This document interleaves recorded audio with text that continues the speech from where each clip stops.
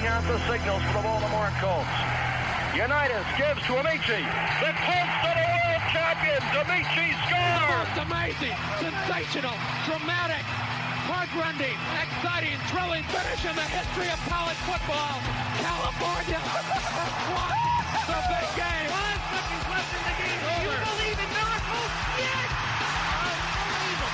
This is Phil Steele. This is Mike Burnham. This is Wes Durham. This is Mike Ashley. Hi, this is Chuck Foreman, number 44 of the Minnesota Vikings. Woo, mercy, this is handsome Jimmy Vane, the Boogie Woogie Man. This is Coach Fry with Virginia Tech Football, and you are listening to Big Dog Sports Talk.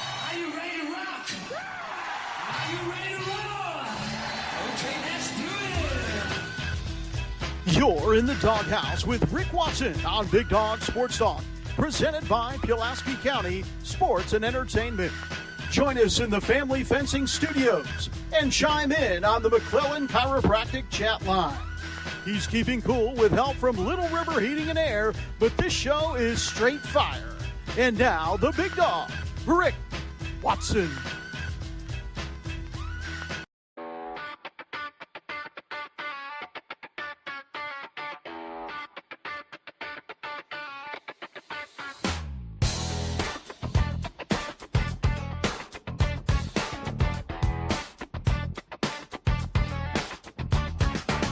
Rick Watson's got the mic, he's the big dog king. Cover sports so sharp, it's a New River thing. Virginia Tech fire, rapid pride too. Every stat, every play, he's bringing it to you. He's got that voice, deep as a valley, breaking it down, no dilly, no dally. Big dog sports talk, feel the bark, feel the bite. Rick's in the zone, every day, every night, from the Hokies to the Highlanders. He's got the spark, Big dog sports talk. All right, we are at a Monday here on the program, and boy, oh boy, it already feels every bit like a Monday. How's everybody doing? He's got the scoop, faster than a sprint. Calling plays like a coach. Hit us up in the McClellan Chiropractic chat room, and also here on the Professional Door text line. Rick's played by play, worth its weight in gold. We'll react to the weekend. Coach Elmassian is going to join us here in just a little bit. Let the games begin. Big dog sports talk, feel the bark, feel the bite. Coach Elmo is back from his cruise, and he's headed to Birmingham to hang out with Todd Grantham before their spring game. Spring game week in Blacksburg. The early prognosis for the weather is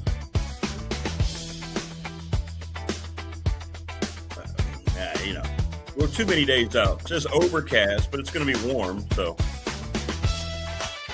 I don't think weather will be a problem this weekend. We'll see.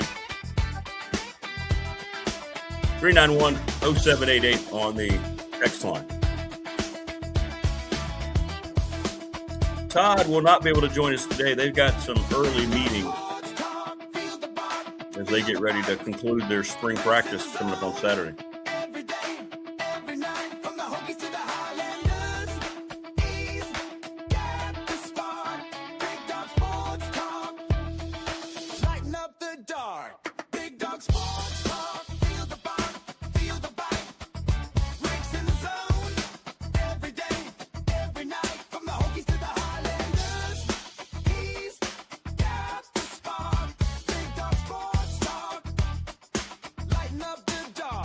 All right.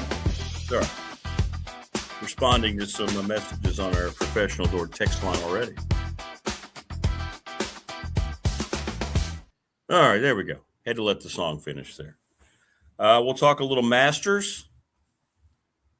Not a lot of drama, but Roy McIlroy basically led from start to finish, right? Takes home his second consecutive green jacket.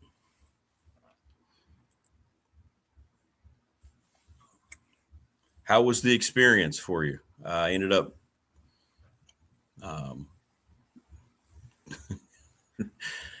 complete transparency. I did not watch a single shot, but it wasn't necessarily because I was avoiding it. It's just got busy all weekend.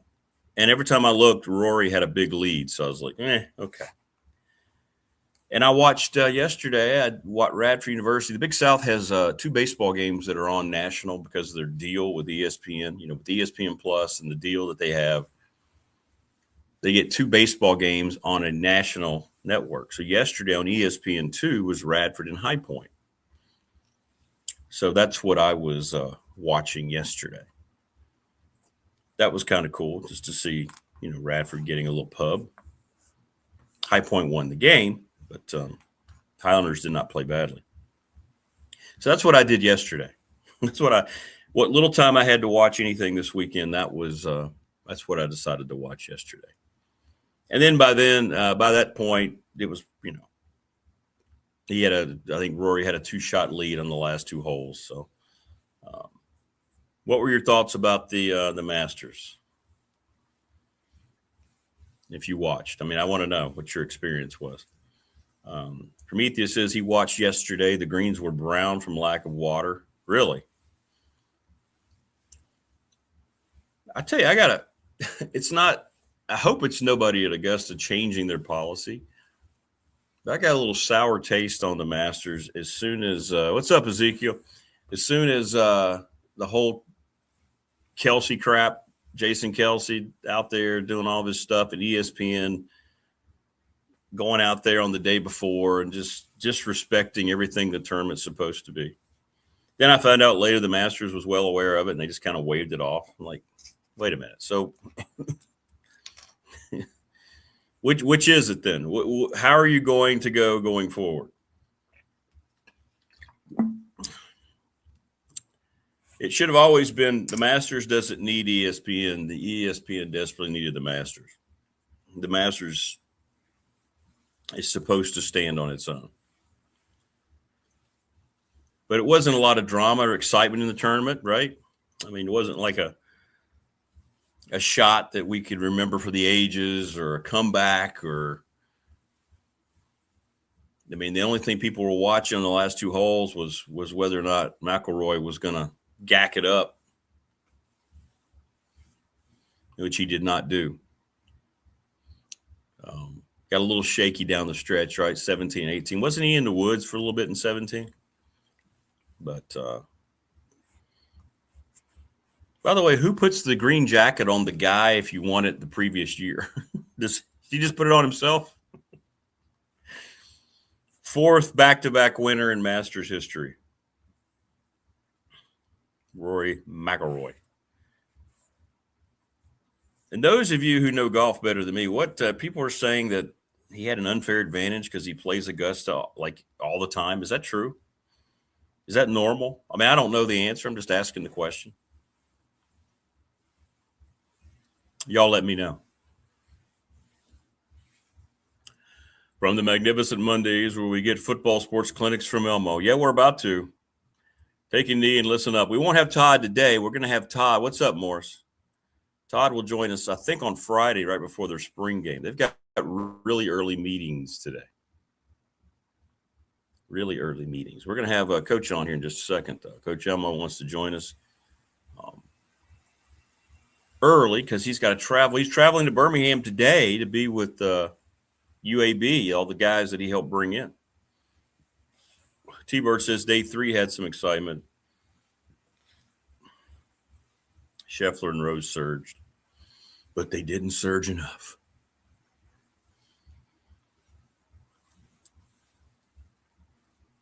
I don't know. This isn't anybody else has to worry about it, but when ESPN gets involved, I lose interest. It's just they're going to ruin this event like they do everything else. It's just a matter of time. They already have. They already got this thing off to a crappy start. They're going to ruin it. The more they get involved, the more they're going to try to have they're going to try to incorporate a golf game day studio. during the event. I mean, did it still feel like the Masters had this aura about it, or did it go away some? Those of you who watched a lot because of ESPN. I mean, I don't know. Just seemed like that whole thing with Kelsey was just embarrassing.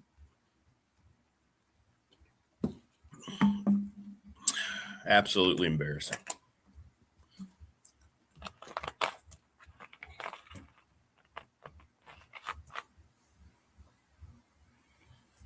Not a lot of news out of Tech's camp, which is good news. That means that we don't have any injury reports. You're not going to get a lot this week going into it. And this is a week, too. They get some coaches and so forth that they get to talk to. But no news is good news this time of year. The best news we got was this gentleman's back from his cruise. He's now he's a land dweller again. What's up, Coach? How are you? I tell you, I'm still wobbling from the cruise. Out of bed and legs are shaky. I don't know. Maybe that's still age. But how was the water? How was it? Tell her. Yeah, let's hear about great. it. Let's hear about it. I tell you, it was that Royal Caribbean cruise lines. The efficiency is. We've been on them before.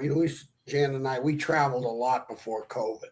That was one of my best things I ever did. I told Bud when he talked about retiring, I said, Bud, throw all that football stuff away and just start traveling, and then when COVID hit, we shut it down. So this is the first cruise we've been on since about 6 years. And it was great. The ship was a big son of a gun, but easy to get around. And the efficiency of boarding and exiting the ship was like, wow.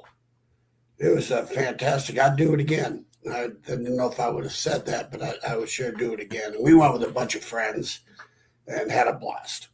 How many people are on the boat? I'm always curious on this big cruise. God, thousands. I don't know the first digit, but thousands. I mean, but the first day is a little hectic because everybody's checking in and it's just shoulder to shoulder getting to your, stateroom and things of that nature. But once that ship got underway, it was easy to get around. The shows were fantastic. They had an aquatic show. You talk about athletes and athletic abilities. I can't even begin to describe some of the things they were doing, but they were like high diving from no way. Someone could throw $1 million down. I swear to God, no way. No way to do it. Wouldn't do it. Were you looking at ankle push and all that like you do with players? Were you looking at No, hell no. I was looking for where's the next daily drink of the day. No, you were doing evaluations then. Not evaluation mode. However, though, there were some athletes out there in terms of a little combination of gymnastics in water. It's phenomenal. I'll send you a clip of. I took a video. I'll send it to you. I think you'll appreciate it. But it was a wow moment. That's cool. That's very, very cool. Yeah. And you missed us, didn't you? You did. You missed us. I did. I mean, this is part of my DNA now. I did get a chance because I had the internet on the ship, so I was able to watch a show a little bit. And but we were moving though. As soon as you get up in the morning, had a balcony area, so we get a little continental breakfast on the balcony on the water. The last night, though, there must have been 12, 15-foot swells. It was pretty rocky the last night. Really? Yeah. But the ship was pretty stable, but it was rolling, And then we split coming home, we stayed out in Hilton Head, split the trip up. So yesterday did a lot of recovering, got home, watched the Masters. I never thought I would enjoy watching golf. And I never did in my whole life until I retired. And then being down here in South Carolina, I was not a golfer. I hated golf when I had to play because of fundraising. Yeah. To me, it was a waste of time. But the appreciation of the game as I started watching the Masters and the Open and what they do with that ball is just absolutely phenomenal what they can do with that ball. And then, then there's the human side of it. Some of those shots look like mine. Yeah, that's right. That's right. Just not as far, but, So I thought that was, my favorite golfer is Scotty Scheffler. I like his competitiveness. It's one of those things. Every time I've watched him over the last 4 or 5 years or whatever, don't ever count him out. I don't care where he is. Don't ever count him out. He's so consistent. And again, when I do watch the Celtics or the NBA and golf, I start looking at the athletic side of it to, who's got the composure, who's handling the adversities better. I kind of like that in golf. You really see the people that can handle the negatives. It's like baseball.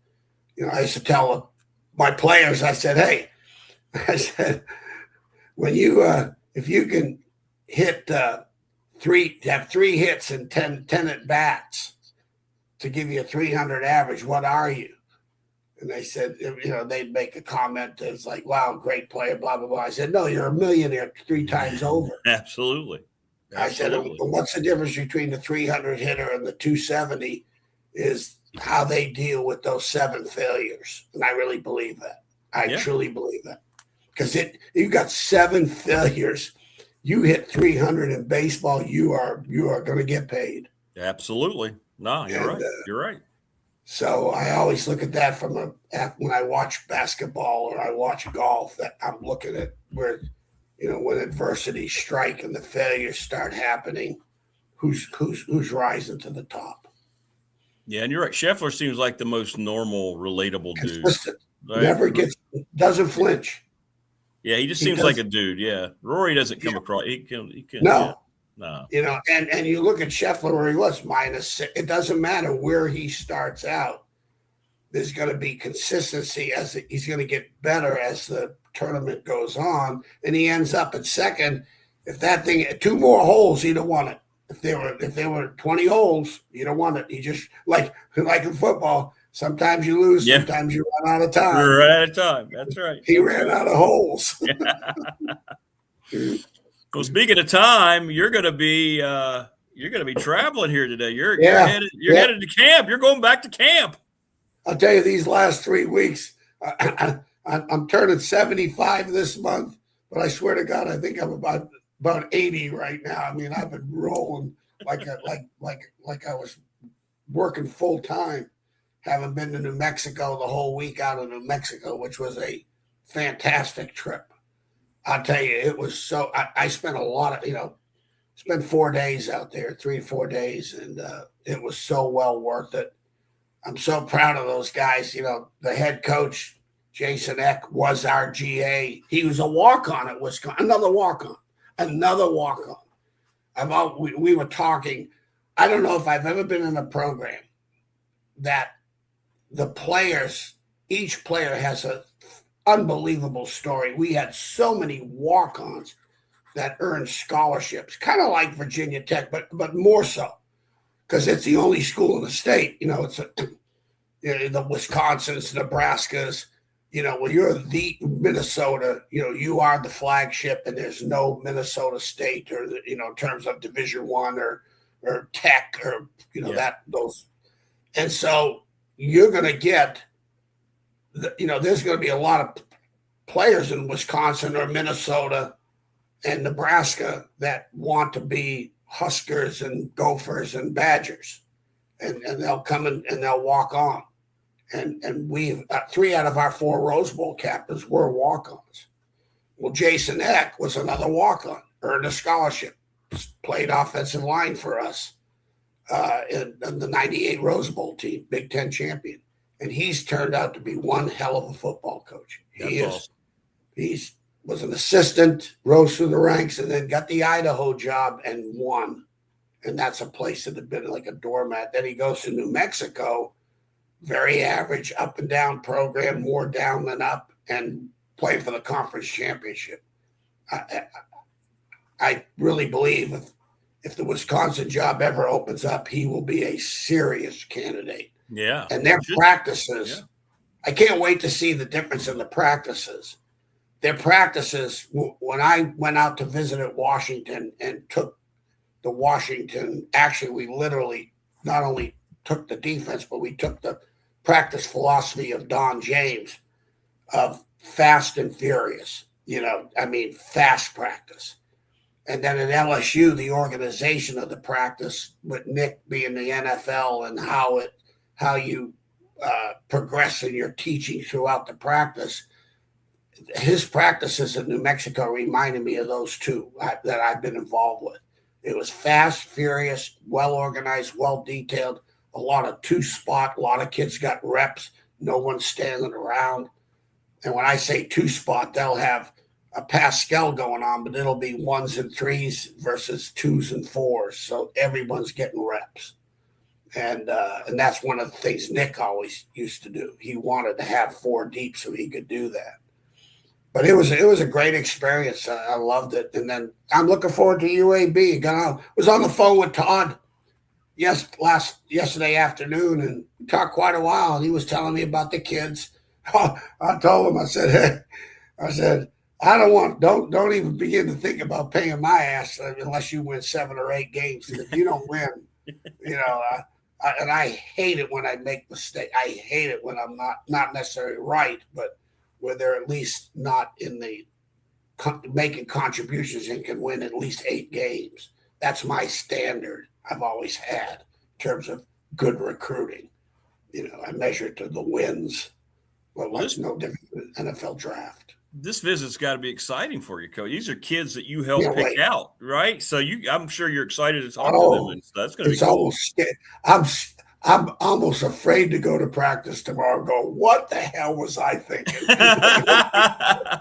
Where'd that kid come from? Well, Coach, it's what's hard. It's with the PFF, it's easy. It really is. It's as easy an eval as you can want to have, because you start looking at those Huddle high school tapes.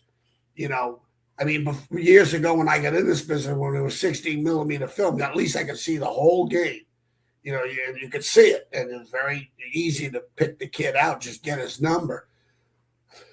Well, those Huddle, the Huddle tapes they're so hard because sometimes you can't even see the DB or the focus on the player.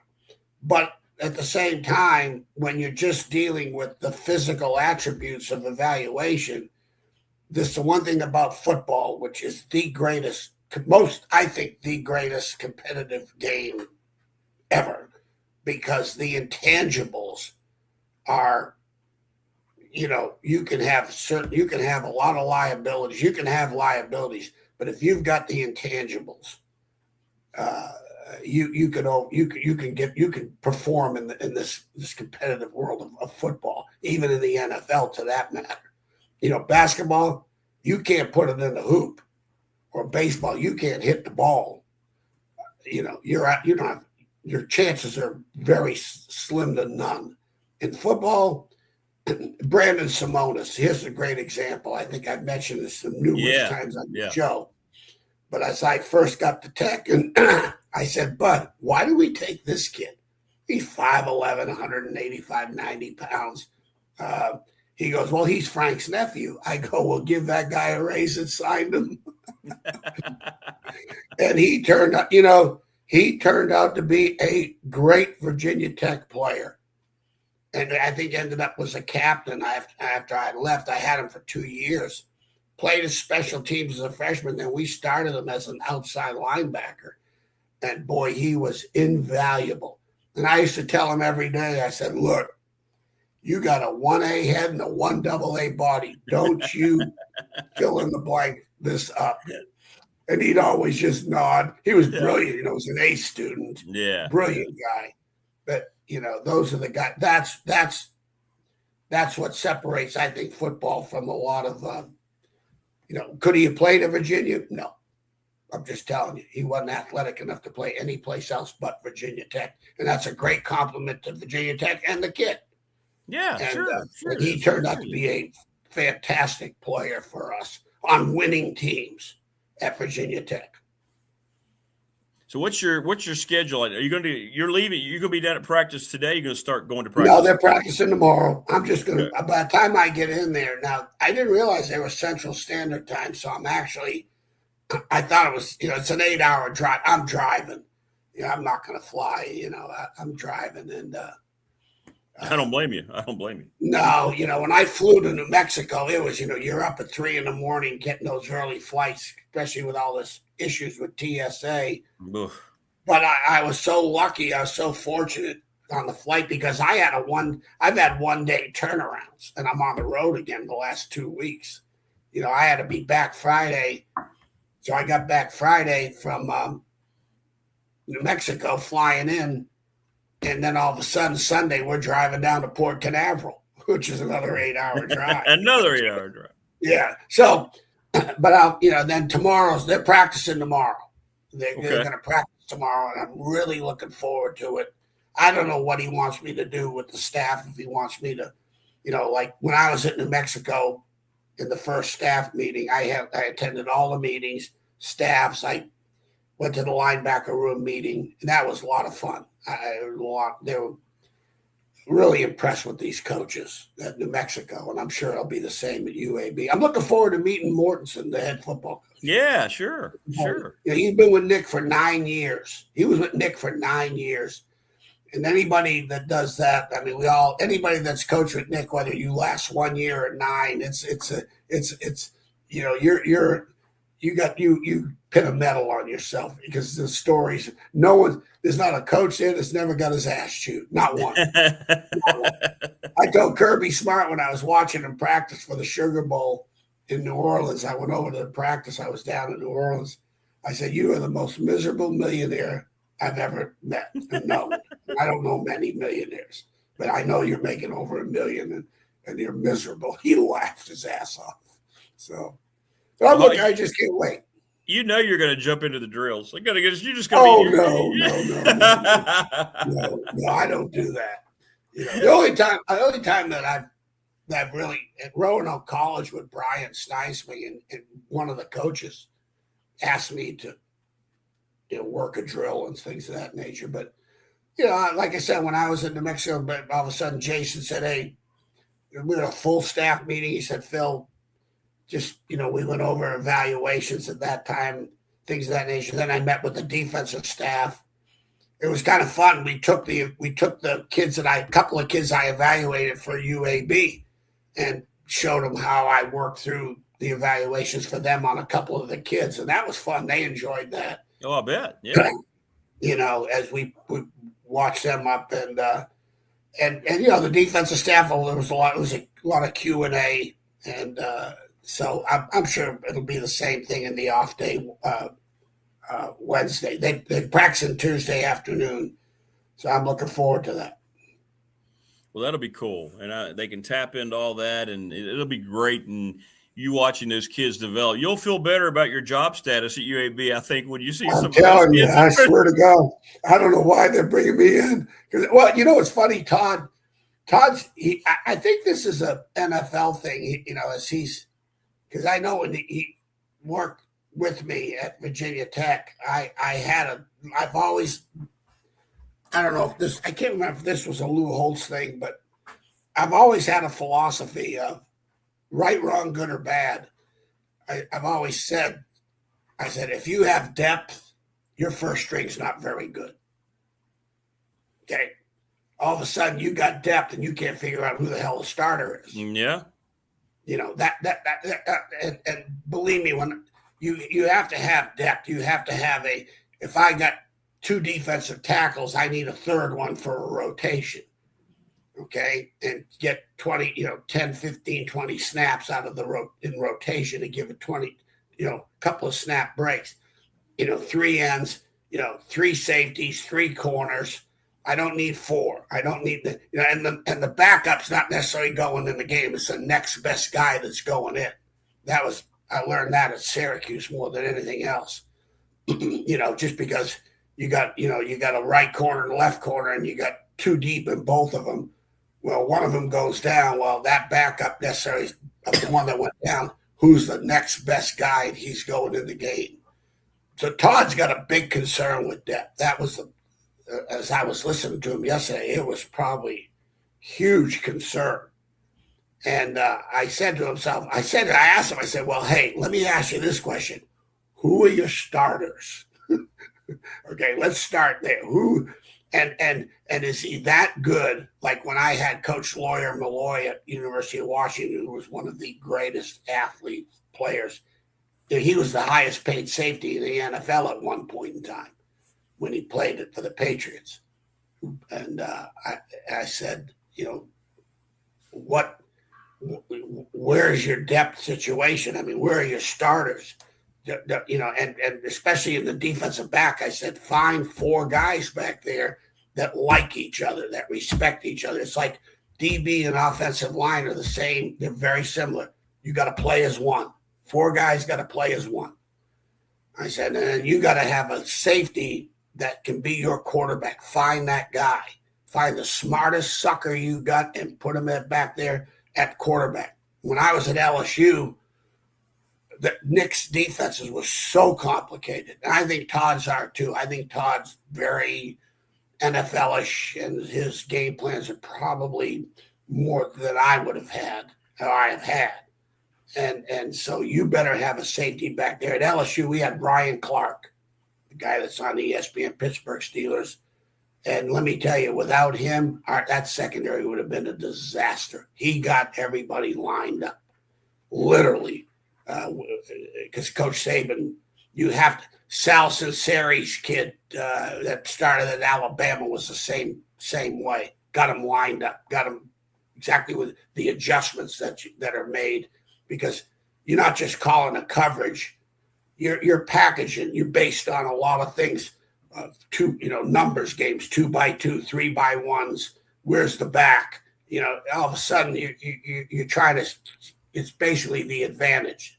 There's 2 situations you're in football, Rick. You're either in the advantage, and the offense is trying to get you to the disadvantage.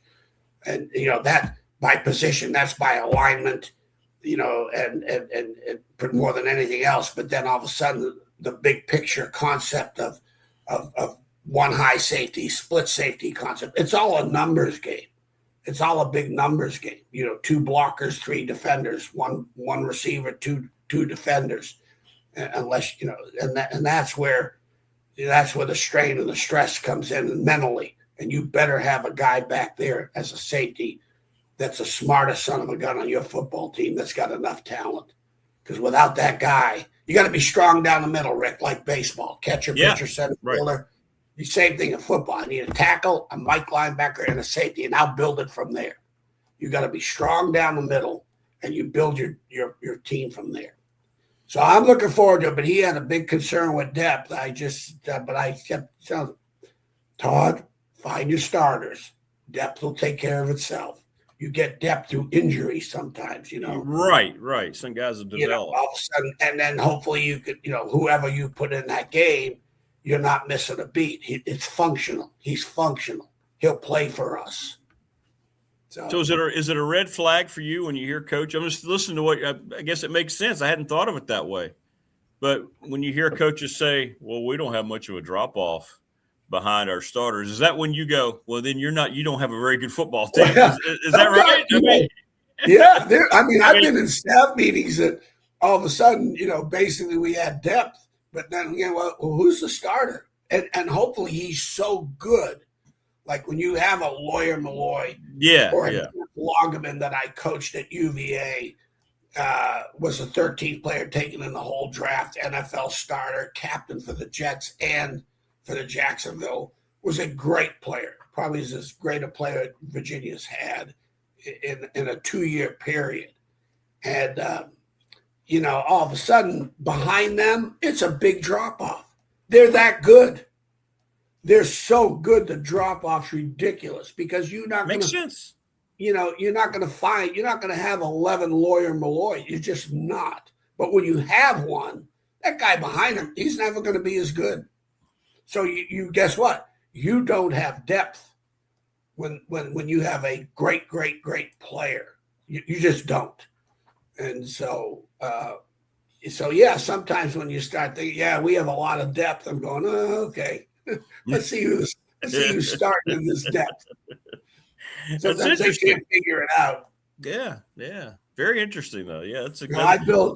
I used to build a team one player at a time. And I started with the tackles, D tackles, then the mics. Up the middle. I hadn't heard that before. There you go. I like that. Yeah, build your defense up the middle in football. Yeah. Let me tell you, one thing I found out, there's a premium on corner play. You hear, especially when you hear idiot announcers, corner play. If you don't have a safety, I don't care how good your corners are.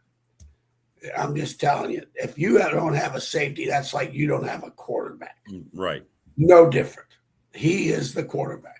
That one safety, whether it's halves, middle of the field, but if you can have a safety that can, play middle third, play halves. I'll tell you a quick story. It's funny. Paul Pasqualoni, great coach. I mean, just great detailed coach. And I had a kid named Tim Sanquist, and when I got there, I said, geez, he ran 4.8. He wasn't very fast, but boy, he ran 4.8 right through your teeth. I mean, he was a violent, physical football player with great purpose. That's what you want at safety. And when he made a decision, it was game over, done. Well, I wanted to move him. They had him at strong safety before I'd gotten there, and they were a lot of cover 2 team. They were a big cover 2 team, and then when they went to cover 3, 1 high, they drop him down in the old sky force position, the position that I played in college, So I wanted to move him to free safety, which means he'd have to play middle of the field. So Paul Pasqualoni in the staff meeting, he said he goes, hey, he can't play middle of the field. I said, Paul, unless my math serves correct, I said, thirds is a whole lot smaller than halves. I said, it's the reason why he can't play it. He don't practice it. And he ended up being a great middle of the field safety for us. And we just did all sorts, playing deep half, middle of the field. He had great range at a 4.8 kid. So yeah, I'd have never been on a team that didn't have great safeties. The best teams I've ever been on, Stu Schweigert at Purdue. We had a great team. Yeah. Boyer Malloy at Washington. We won the Pac-10 championship. Kid named Jason Doring. I can name them all, and we won. We won a conference championship or went to a bowl. Virginia Tech, Torian Gray, Tony Banks, both. I had 3 guys end up playing safety because when Tony Banks got hurt, I had to move Torian to free safety. And then sometimes William Yarborough would dual. He was a dual player. He could go from corner to safeties. He was so smart. And he was a walk-on at Virginia Tech in '93. The killer is what we used to call him. But that's just the philosophy I had. Torian Gray was a terrific player, wasn't he? He was just my God. He was, quiet. Now he's the gift of gab. Now he's a coach. He wouldn't say I go, Jesus, Torian. He'd just sit there and look at you. He was a great student at Virginia Tech. He was like 3.6, 3.7 student. And he was so brilliant. I mean, a great safety. If you got to rep those guys, like a quarterback, if that quarterback needs all those reps, you only got so much time of the day. So you get in the meeting, you go over in the meeting, maybe do a little walkthrough, you drill it a little bit, and then bam, it's over, done. They got it. And a lot of times in defensive back play, it's not about coverages. It's all about your concepts. And you only got 2 in football. You got split safeties, which is your cover 2s, your quarters, cover safeties are on the hash marks, what the offense will call middle open. And then you got your 1 high, what the offense will call middle closed, concepts. So you got middle of field concepts, split safety concepts. And that's, you gotta really think and teach in the big picture of things from that perspective. It's fascinating. Which coach of all the coaches you worked with and worked for, which one kind of the head coach met your personality, Ooh. align better with your personality? Well, or the best? Most of the head coaches were really successful, so I don't think any of them met my personality. Dave Brain always said this. Dave Brain, we were so close. We were just, we'd won 9 games and had the big turnaround and exceeded all his expectations. When he actually had as much to do with hiring me as anybody, as Frank. And Frank made the final decision, but Dave was the one that pushed me to get this job. And he came down after the season. He came to my office, sat down. He goes, Phil, you've done I really appreciate your work. He said, I love you as a coach, but I could never hire you as a head coach. I said, Dave, that's why you're a very good AD. So I don't, I think I've taken on not the personalities. I've had my own, I always tell my players this, Rick. I think you'll appreciate this more than anything else.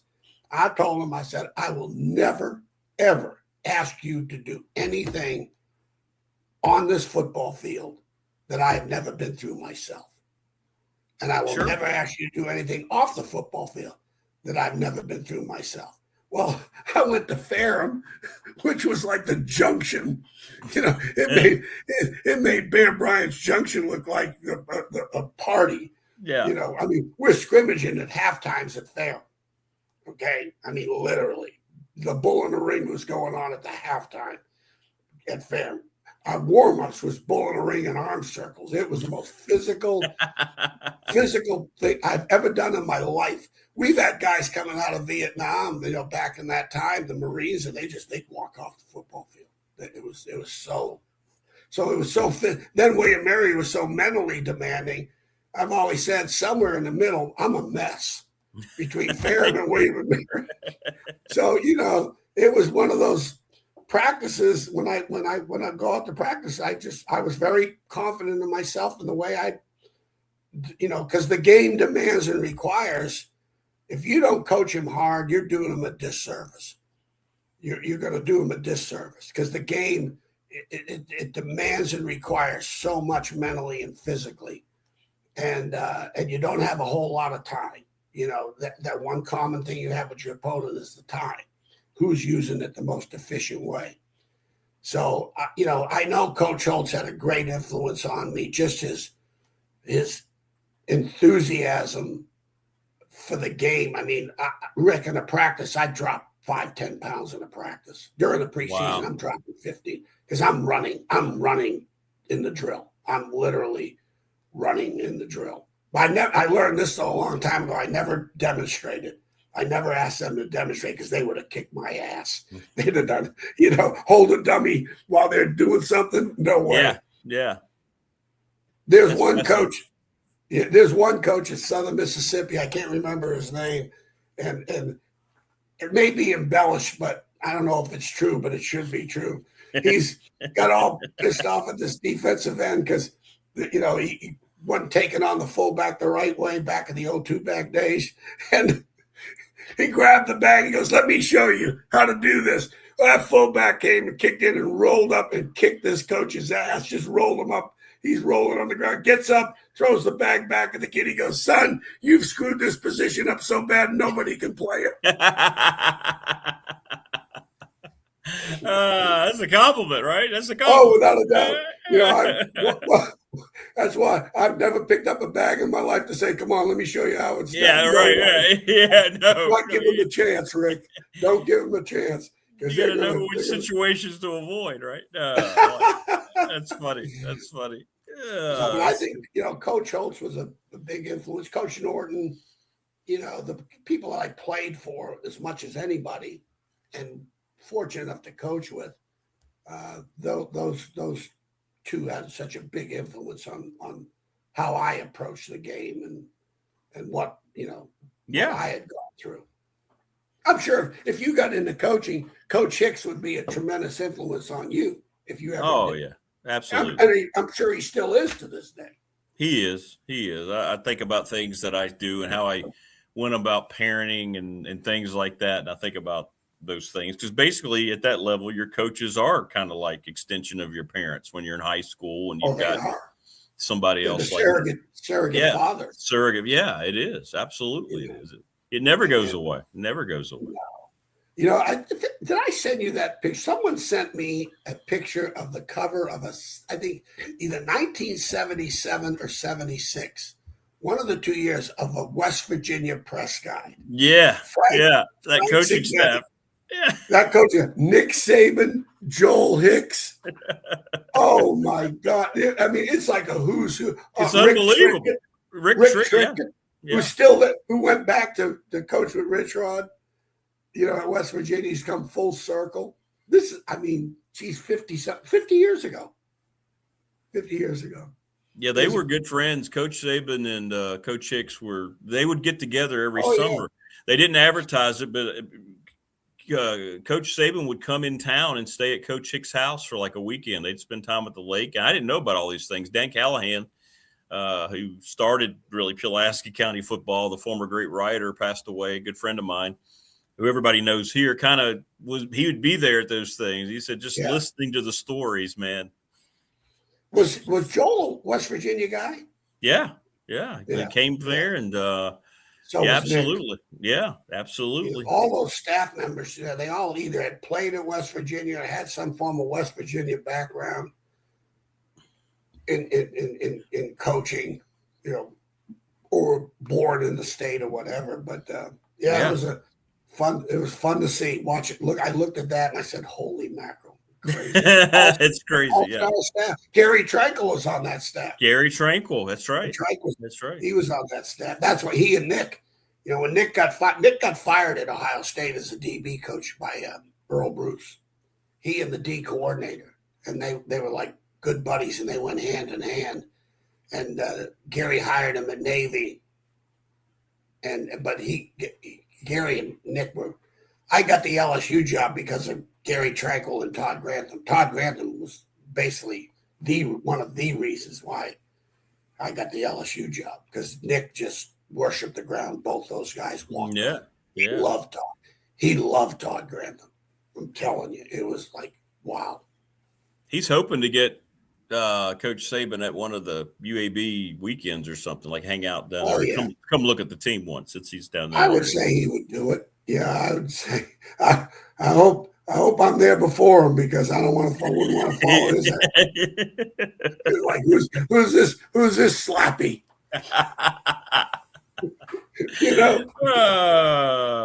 What time you hit it? Yeah, go ahead. I'm sorry. Yeah, no, I had a lot of credibility at New Mexico because those guys were GAs when I was DB coaching.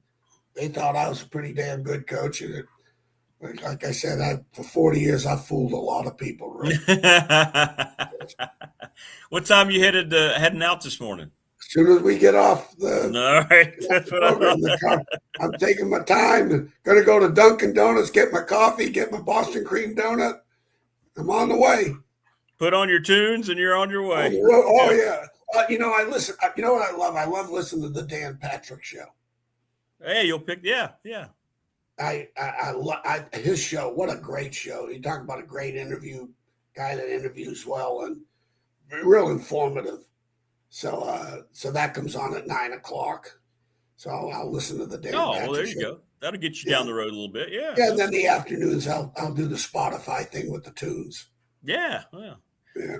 Well, safe travels, and maybe we'll see you and Todd on the show at the same time on Friday. Yeah, hey, I'm gonna bring my camera. I didn't know if you'd want to pull that one up. Hey, if it's just Todd by himself, I'm back out. They kick my ass out. Oh shit! I'm as nervous as can be. I swear to God. And they didn't pick these. I know Todd well enough. He's not going to take any one person's eval. That's going to be his decision based on a lot of people's information. He'll make the final. Here's one thing about Todd. With me, the thing I loved about him on the staff, and I love Bud, but Todd was a truth teller. He was my lifeblood at Virginia Tech. Yep. Because not that anybody wouldn't, but you know him better. You know him probably. I know you know him better than I do. You know, he's not going to sugarcoat anything. No. He's going Never. to give you, and he's such a smart. He was so. You talk about intelligent guy. I can see why Frank hired him full time. There's no doubt in my mind. And Billy Height told me. He said, Phil, you know, he played for us. I knew Todd, good player for us. But Billy Height, when I got there, he grabbed me. He goes, because, you know, Todd had some issues with a player in this 92 season. And I'd have done the same thing. I'm not even going to go there, but no doubt I'd have responded exactly the way he did. Right, wrong, good, or bad. It's just the principle of it. And Billy Height grabbed me, goes, you make sure Todd Grantham's on your staff. Because Frank had asked me to talk to everybody and recommend to him. Now, he'd make the final decision, but he wanted his inputs into the staff. No, it's and Todd and Bud. But Todd, I love Todd Grantham. He was God dog. He's had some tough times, you know, lately. You know, I think that Okie State thing, that thing went south. It happens. Happened in my career. Yeah, right. You know.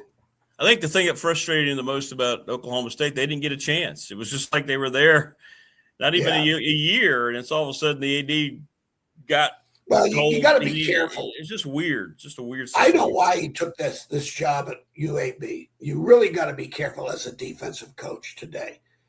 And because you get with an offense, I was so lucky at Virginia Tech that Ricky Bussell was the offensive coordinator. I was lucky as hell. You talk about, we got in that room, he and I, for 3 days, locked the doors and had A to Z, here's what we need to do. And it wasn't even a matter of being cooperative. It was just a matter of, okay, you know, the practice schedule, how, the when, the why, the who, what, all those probing questions we would get answered. And Frank let us go, both of us. You know, that was the Bobby Ross. He talked to Bobby Ross, said hire good people and let them go. And Ricky and I were able to get together and iron out things, changed a lot of things, and it worked. And I think Todd, I know the OC, you get to these with these spread offensive coordinators, like the guy at Southern Cal. You talk about a phony in coaching, he's never played good defense. Why? Because his offense, you know, it's not because of the spread. It's just how you begin to practice and develop your players. And all they care about is plays, many snaps as they can. You know, when the ball gets turned over in the practice field, all right, I would sit there. Would somebody scream at this kid for me, make me feel better? I mean, because no one's saying a word. They're just next play. And it's all about the statistics. And I think he ran into that at Okie State. And that'll I know I went through it at West Virginia with Rich Rod the very first year. And I told him when he says, Phil, this is not going to work. We sat there in the office for an hour.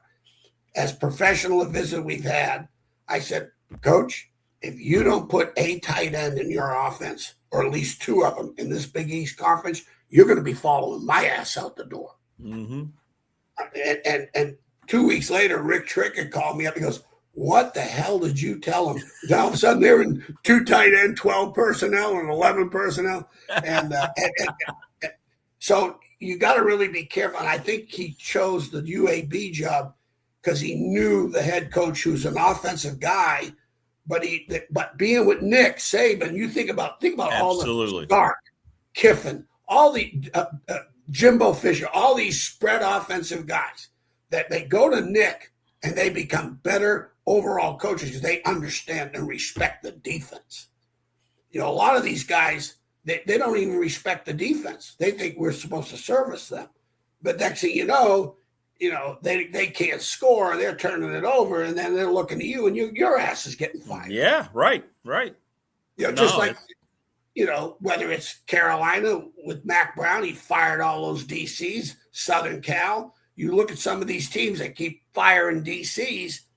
Well, there's a reason for that. It's on them, not the DC necessarily. No, that's a great point. It's a great point. Yeah. So I think that he felt very comfortable with Coach Mortensen in terms of, you know, okay, this is a team game. Right. It's not offense or defense. And I think Coach he said, Saban was, yeah, and I'm sure Coach Mortensen reached out to Coach Saban. I'm pretty sure he told me he's like about Todd Grantham, and I'm sure Coach Saban was like, yeah, get him on your staff. Right without now. a doubt. and they've both been there together.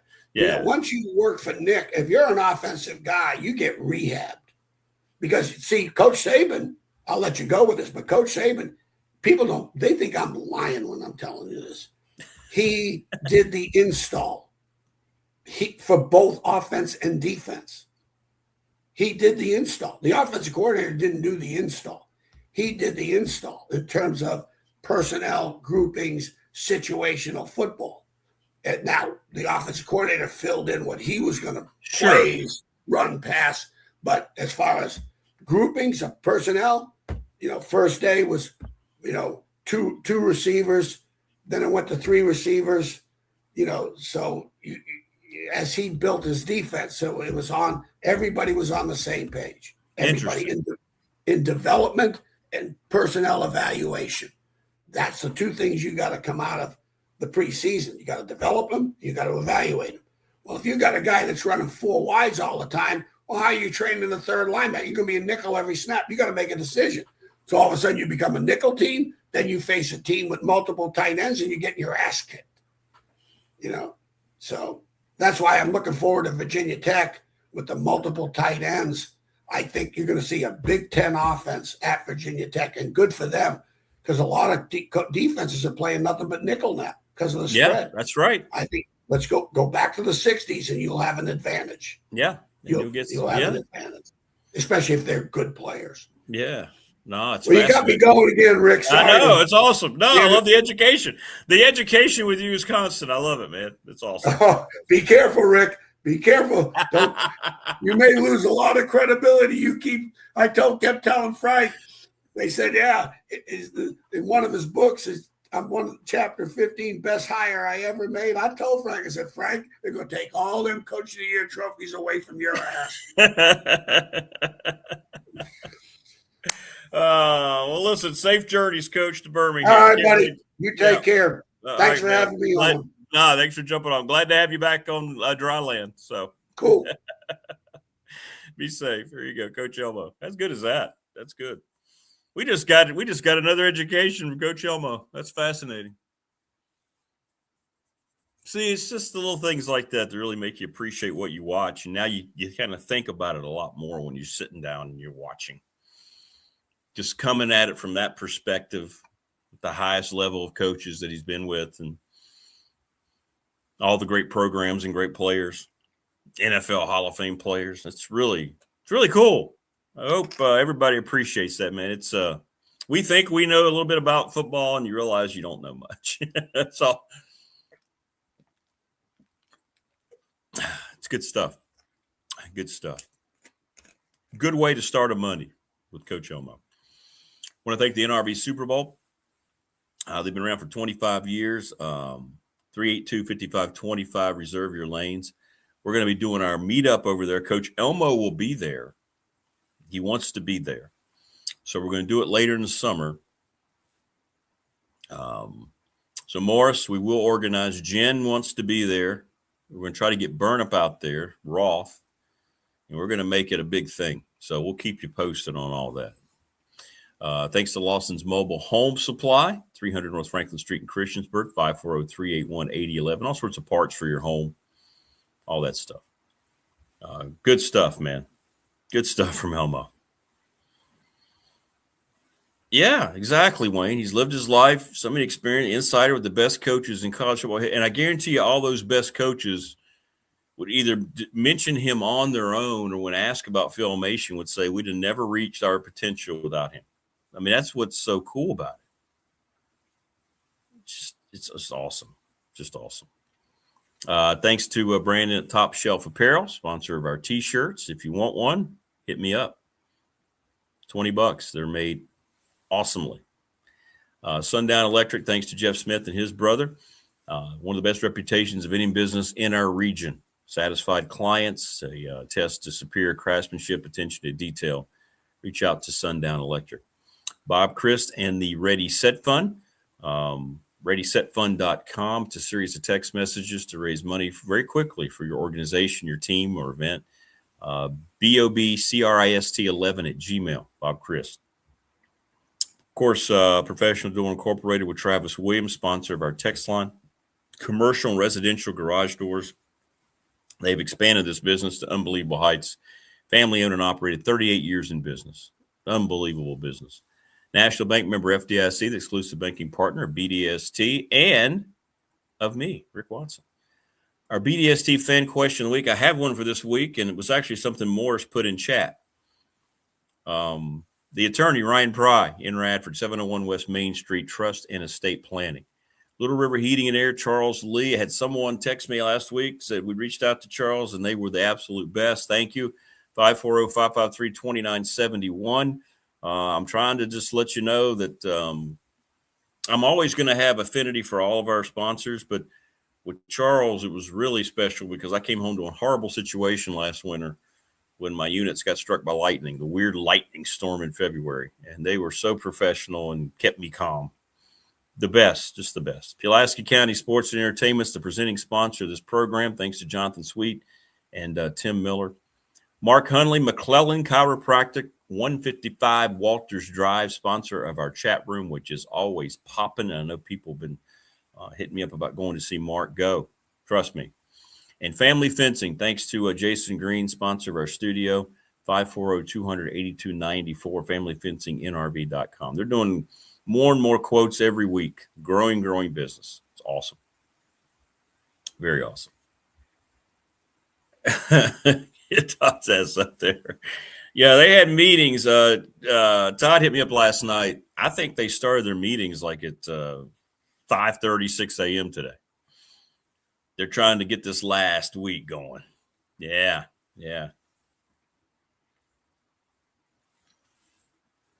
Hey, Wayne, you're in Radford. Did you go to the Hot Wheels store? You had to. Or the collectibles store? There you go. We got cross-contamination of Peeps and our sponsors. That's awesome. But I know what our BDST fan question of the week. Well, how was it? Did you like it? Oh, I think it's cool in there. Did they have stuff that you were interested in? I know they kind of specialize in what you're talking about there, what you like now. Good. We didn't have any home event. Well, you know what? When you were in Radford on Saturday, I was calling lacrosse. I was at the lacrosse field on Saturday. Senior day, and the Highlanders got a win. Got a nice win. What was I saying? I have no. Morris typed in something interesting, and I think it's going to be our BDST attorney Ryan Pry fan question of the week. What's harder, hitting a golf ball or playing in a baseball game, Major League Baseball game, and trying to hit a baseball? That's going to be our fan question of the week.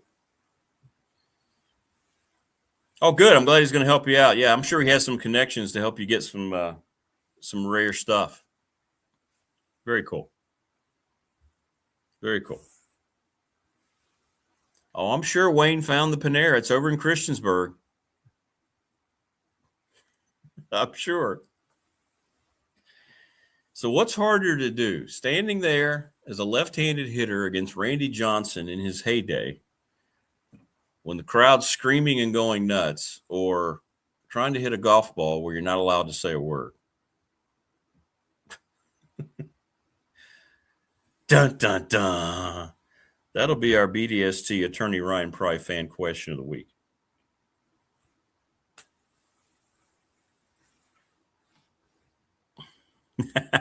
Appreciate that, Morris. Irrevocable trust for BDST. $10 million, Rick can do what he wants with. Let's go.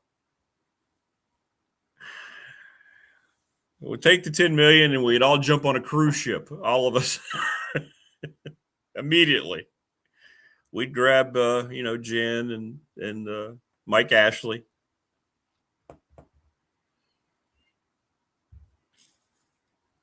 Correct, Prometheus. Like, I think if you're trying to compare playing golf to playing baseball, you're going to lose that comparison. Or Greg Maddux trying to hit that changeup and the way he would hit his spots, stepping in against Bob Gibson. Good Lord.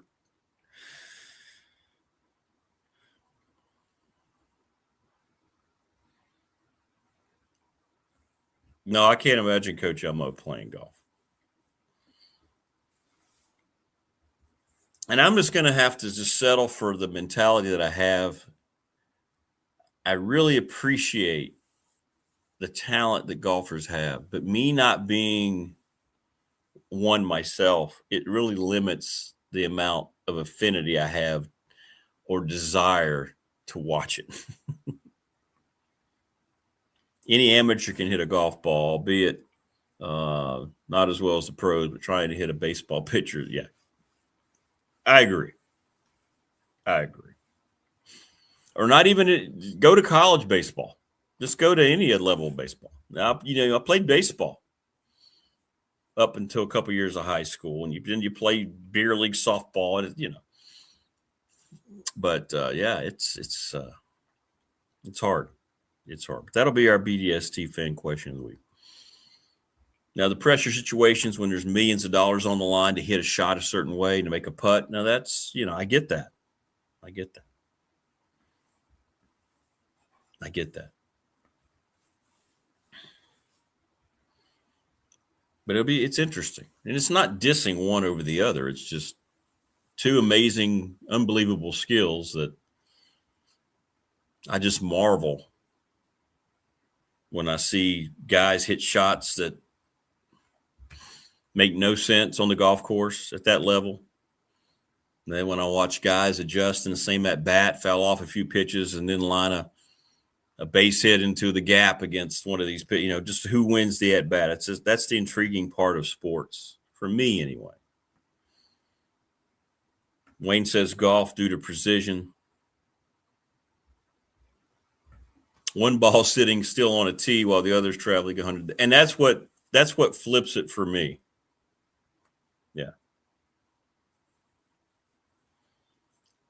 You have a ball sitting on a tee. It's quiet, as opposed to standing in the batter's box when you got 30, 40,000 screaming people trying to adjust to that. It's interesting. You come down and see Rick Meister. Hey, I would go. I would get out there. I'm not any good, but yeah, I'd go on. I would enjoy that more. So it'd be fun to be on walk the course with you down there. It would be.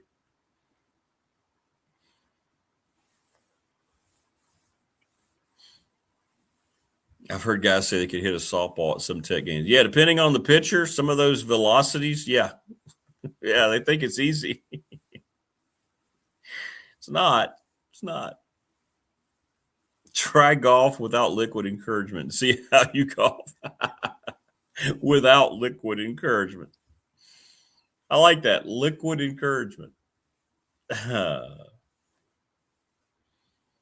Yeah, I'm not invited to those, Brandon. Yeah. Probably a good thing.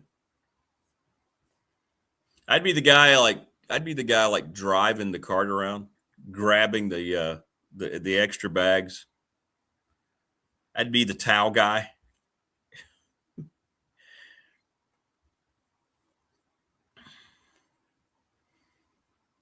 Walk my ass right out of course, mainly for the drink horn.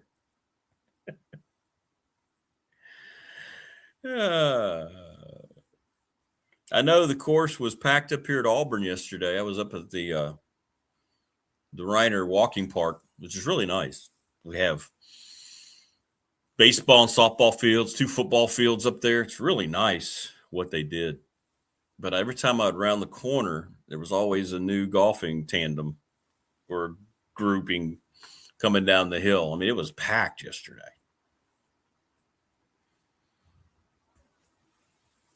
I thought golf was stupid. Grown man swatting a little ball until it lands in the cup. Then Dad showed me how to play, and my opinion changed. Cool. Yeah, I've always respected it.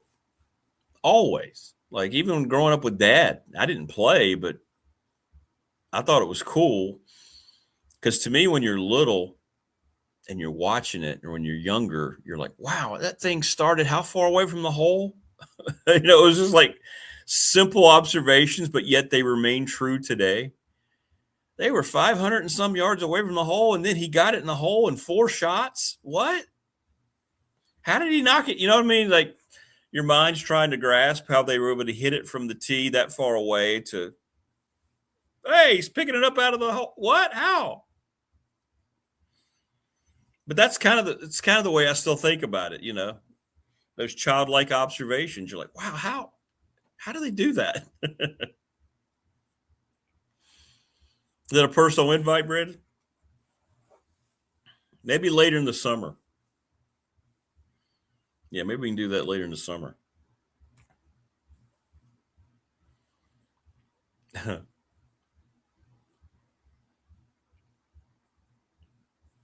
But it's too late for me now to get out there and try to learn. Yeah, golf. Yeah, having golf on TV is a good sleeping apparatus, Tebow. It's peaceful. Put it on. The sounds, the announcers' voices are more serene, and it's usually warm. You have the windows open, maybe get a little breeze going. Yeah, I'm with you.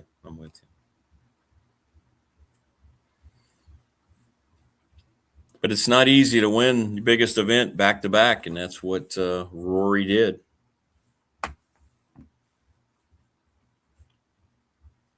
Watch the virtual reality golf they do.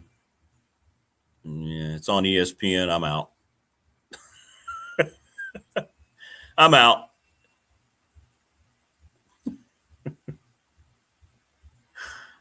When I watch most anything T-Bird says, I wind up asleep. Well, yeah.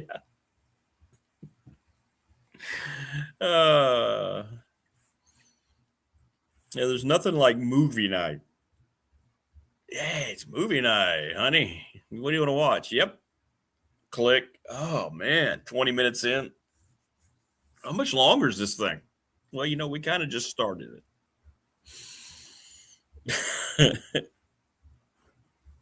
That's a good point. I don't watch a lot of TV anymore. It's all sports related for the most part. It's either that or stuff like what this show is on. YouTube TV. Please subscribe, like, and share if you are a new viewer. That'd be awesome. Yeah. See, there you go. Annoying commentators. Yeah, I'm not. As soon as you said ESPN, I'm out. I mean, I'm sorry. They're just that everything they do is awful.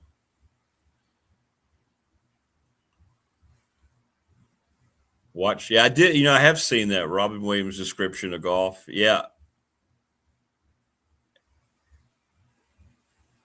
Matter of fact, it's funny you say that, Morris. I watched that about a month ago. Part of one of his stand-up routines. It was good. Yeah. Yep.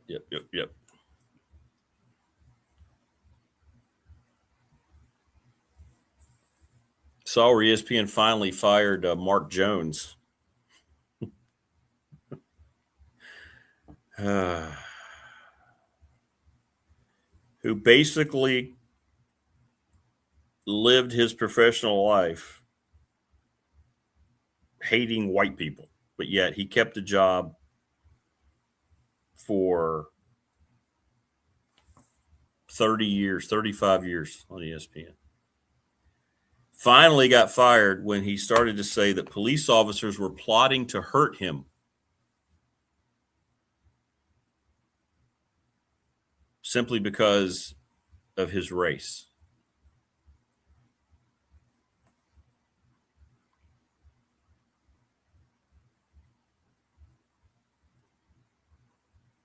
Just incredible. And they just now finally did it. If you look at some of the things that he said and tweeted, and he got away with it. The double standard is just absolutely unbelievable. I don't want to hear about anybody else ever getting canceled when a guy like Mark Jones keeps a job as long as he did at a network.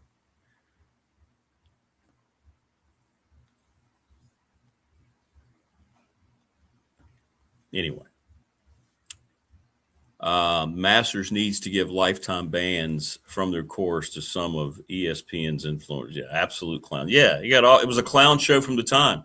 Them being associated with it's going to bring down the television experience. End of story. End of story. Robin Williams, the greatest comedian in my lifetime. Yes. Absolute genius. He was. He was. There's an epidemic of bad TV lately. CBS lost both players' approach shots in the final pair of 18 yesterday. It was awful. Yeah.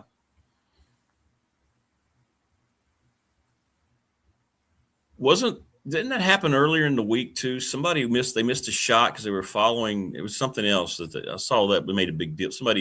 It made it all over X too. Yeah, Brandon Prometheus said that Augusta looked a lot more brown than normal. Yeah, it must be a thing. It must be a thing. Yeah.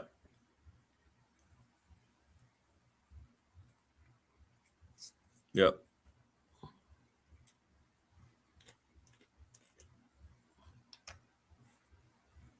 No, I don't think they fired him because of his age. I think when he came out 2 weeks ago and said that the police were going to hurt him because he was African American, probably did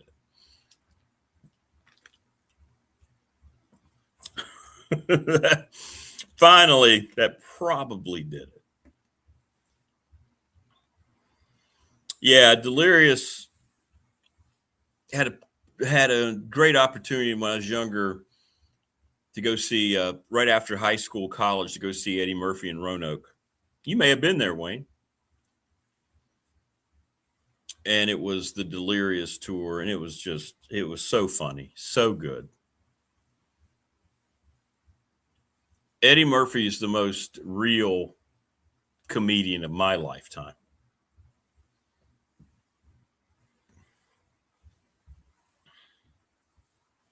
Yep.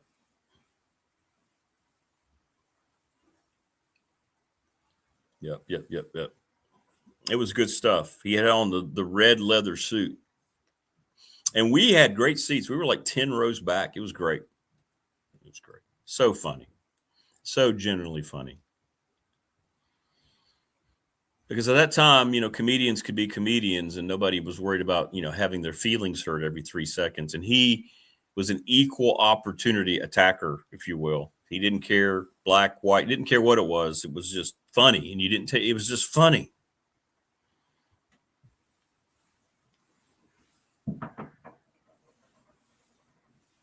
Oh, Stephen Wright. Yeah, I used to love Stephen Wright on the old Tonight shows, man. He was different.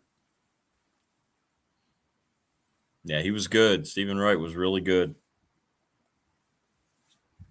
Really, really good.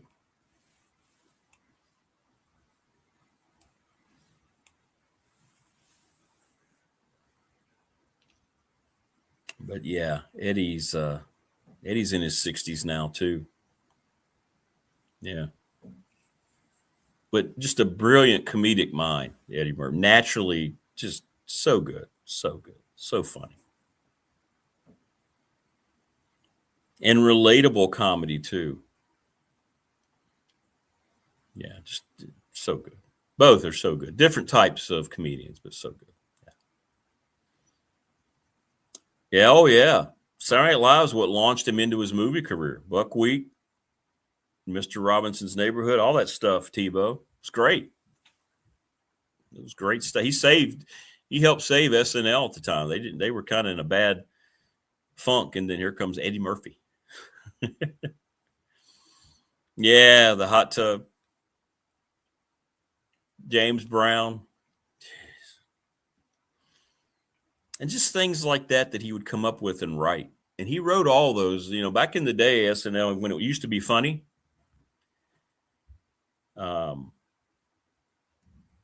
before it blatantly told you how it hated half the country, like it does now on a weekly basis.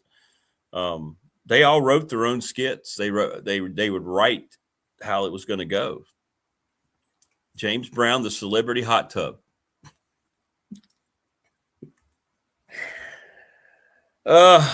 Brilliant. It's just brilliant stuff, man. James Brown liked it so much, the impersonation, that he invited Eddie on stage. He found out he was going to be in town at a concert, and Eddie went. Eddie went and did a song with it. Oh, it's all over X. It's so good. It was so good. I don't know what year that was, but ow, just so good. Oh, Rodney Dangerfield. The genius of Rodney Dangerfield. Neil Leahy and I talk about that all the time. I hope people take the time to understand how, when you see him on the Tonight Show, there'd be times he'd have Johnny just falling over the desk. Gosh, Rodney Dangerfield was brilliant. No, you can't have Caddyshack without him, Thunder. 100%. Cannot.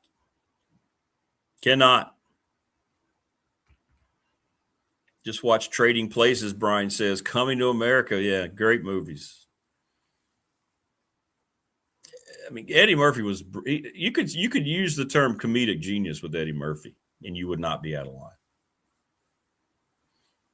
Do they not have sprinklers at Augusta? Prometheus and Brandon on the same path. That's one of the best parts, the greens and flowers. So I don't know. So it was brown, really? Was it more brown? Where's BDST legal counsel Richie Davis? He's always getting on to me about talking golf. I'm trying to talk golf, and he's nowhere to be found.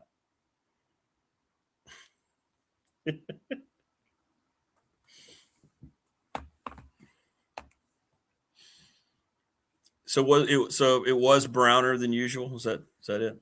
Okay. Well, I wonder why they allowed that. What happened?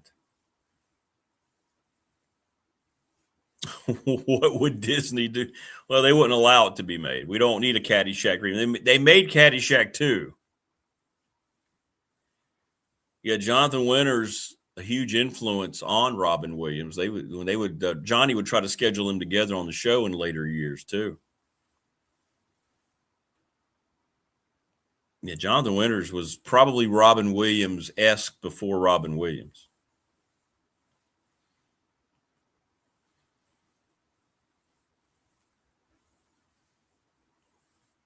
Oh, yeah.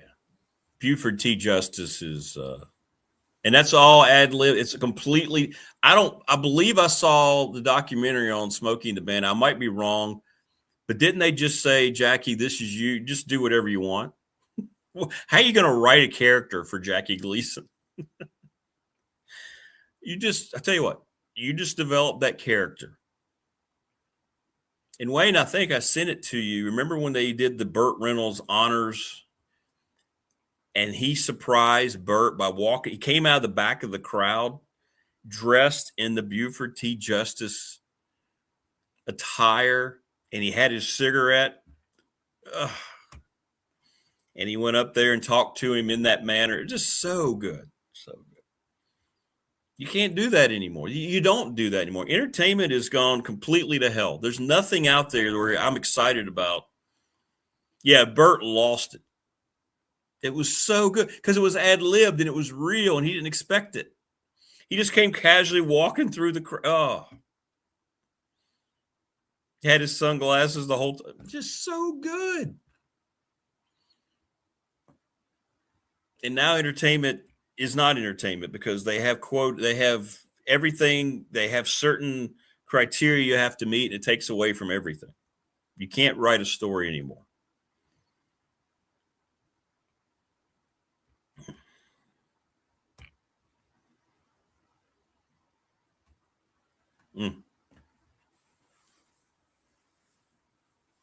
Yeah, I know. Yeah. BDST Pop is coming. Once we get into the months I no longer have games. And we're going to get into all these things. in greater detail and in further and greater discussion. But that's all right. Since we don't have Todd today, we can talk about these things. Todd will be on Friday. Looking forward to that. And hopefully we can have he and Coach Elmo on right before the spring game. We'll get an in-depth update tomorrow from Mike Burnip where Tech stands. No bad news this weekend. That's good. Coming out of the final week of scrimmaging before the spring game. All signs are flowing positively for James Franklin's first spring game, so that's good. I think the weather will be fine. I think all that stuff will be good. Does Panera have a Diablo on the menu?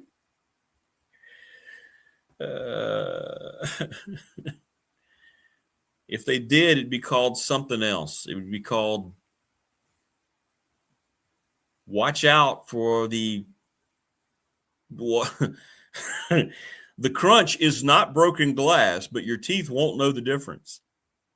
Try the Panera Diablo sandwich.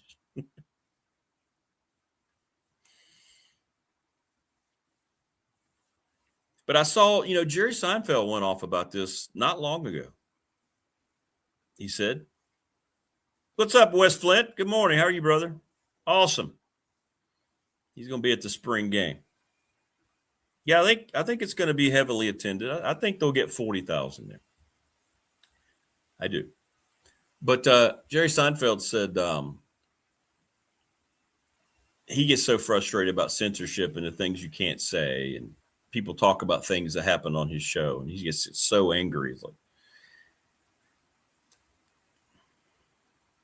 you can't sit there and structure out a joke to try to calm it down. Because at that point, there's no point in trying to be funny.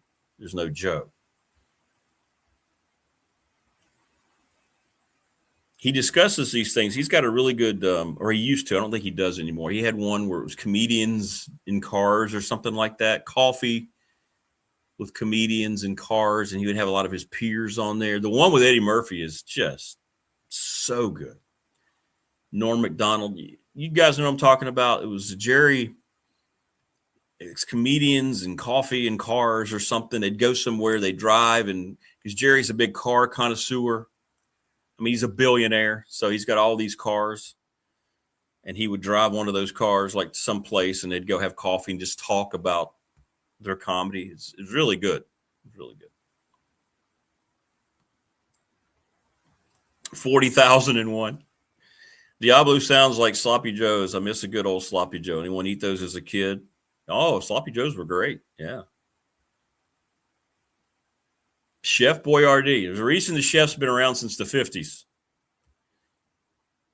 The spaghetti and meatball cans. Grew up on those. Love those. We can't go through one podcast without Panera Bread. I wasn't going to bring it up. Somebody else brought it up. It wasn't me, Morris. It's so obvious. My teeth hurt every morning. T-Bird says another perk of retirement, full freedom of speech. They can't fire me now. There you go. There you go, Prometheus. I still eat Sloppy Joes. Yeah, I think I had one a couple months ago. Just found it's out there grilling the buns, and yeah, let's get some Sloppy Joes. Yeah. Absolutely.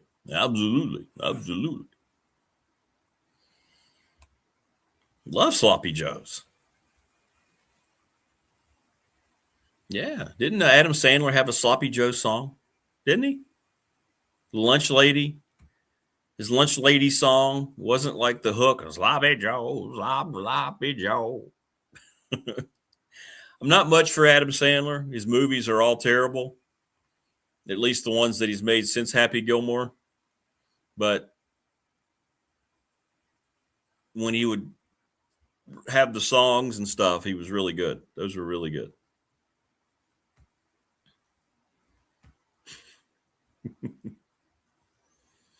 I recently met with a person who grew up in the town where Chef Boyardee started. Really? Where was that, Ryan Pry, the attorney? Lunch Lady, yeah. Lunch Lady Land. Is that what it's something like that? Floppy Joe, floppy Joe.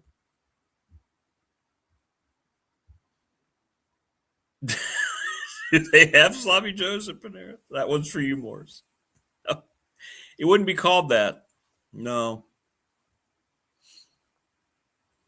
By the way, I really appreciate on the professional door text line. You know how many great memes I've gotten? People have put like dental vehicles or emergency vehicles outside of Panera. One guy sent me one that had a guy running out. I don't know how you got some very talented people. And they had a guy running out and his mouth was bleeding, and behind him he was walking down steps. It looked like he was coming right out of a Panera.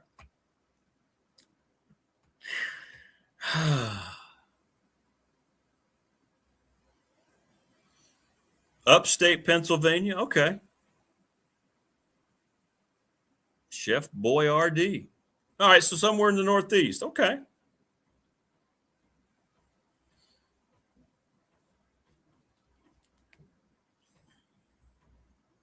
Yeah, the Chippendale Dancer skit. He didn't want to do that at first. I saw the documentary on him. He got heavily, well, of course, it was drugs that took him down, obviously, but he had to be coerced into that. Well, restaurant, Wayne. Restaurant? At least his movie Grown Up. Yes, and she looked, well, it's Selma. But I did see something that made me really like Farley, respect Sandler, because he said, you think I'm going to cast somebody else to be Selma Hayek's husband? Of course I'm going to be Selma Hayek's husband. I wrote the movie. True. You can't argue with that logic.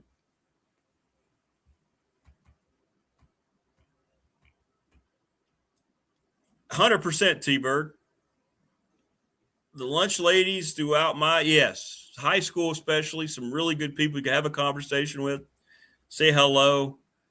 I remember, funny you say that, in high school, respecting the hell out of the people who prepared our lunch. They had to put up with different shifts of classes, and sure, they got a lot of gruff, underappreciated. Absolutely. Tip your hat to the cafeteria workers. So much so that when my kids were going through school, I remember saying, make sure you thank everybody in the cafeteria. I did that. When you get to the end of the little tray shuttle and you've got your tray full, just say thank you, appreciate you, thank you. You know? Oh, 100% underpaid. But yeah. Yep.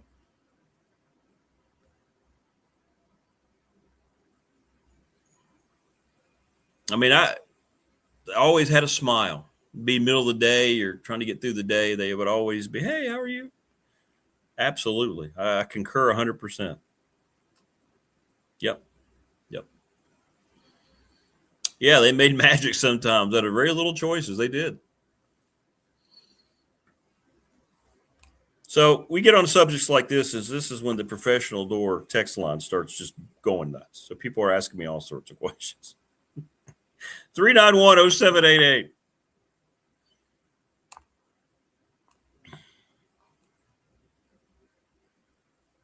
Thanks, Mike. Mike Ashley sent me Kyle Getter's introductory press conference at California Baptist. I know. I'm very happy for him. Very happy. Thanks, Bradich. Appreciate you, man. Please subscribe, like, and share the channel. Tell your friends. Favorite high school lunch? Well, mine was easy. And I'm telling you, it was like knowing you were going to go somewhere and have the best ribeye ever. But do y'all remember the days, and I'm sure every school probably had similar things, but there were 2 days, and one was superior to the other for me. And it was the day we had the country style steak in gravy. Now, I don't know what it was. I mean, it was good, but I mean, it wasn't real steak. But the mashed potatoes and those rolls. Now, y'all know what I'm talking about. Those rolls you would get with high school lunch, at least at Pulaski County. They were always piping hot. Get that butter on there. I remember not eating breakfast on the days when I would look and see ahead that it was country style steak day. And then you just load up. Had my chocolate milk. Then I'd go out to football practice and get sick as hell. No, I'm just kidding.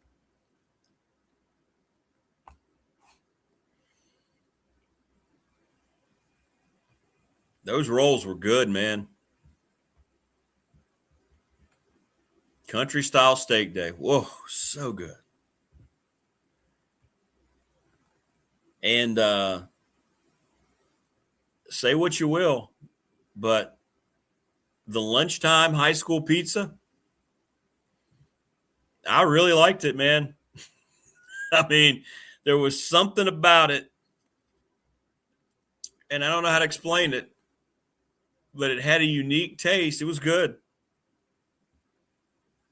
I loved it, man. I did. Pizza there was good. It's so fancy there. Well, it was called country style steak. I did too, Brian. Sometimes I would get 2 extra. Give me 3 of those. Here's my extra dime or whatever it was, 20 cents. Yes, I'm good.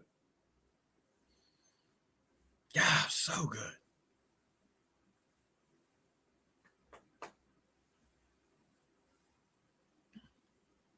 But I liked the pizza. I did. I liked the pizza. I think it probably depends on where you were, but it would be like a pizza square. You'd put it on there. It's good stuff, man. People love it. This is what the show. See, this is when the show becomes a different thing in a good way. People are just, pizza was supreme. Yeah. If you didn't have good pizza, I don't know what was wrong.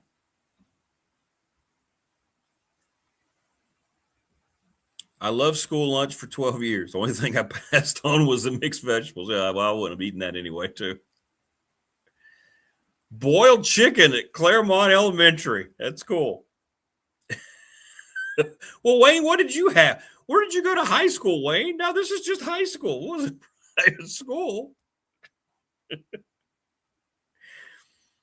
mean, what did you have, like troughs of gruel or something? What was there? What was...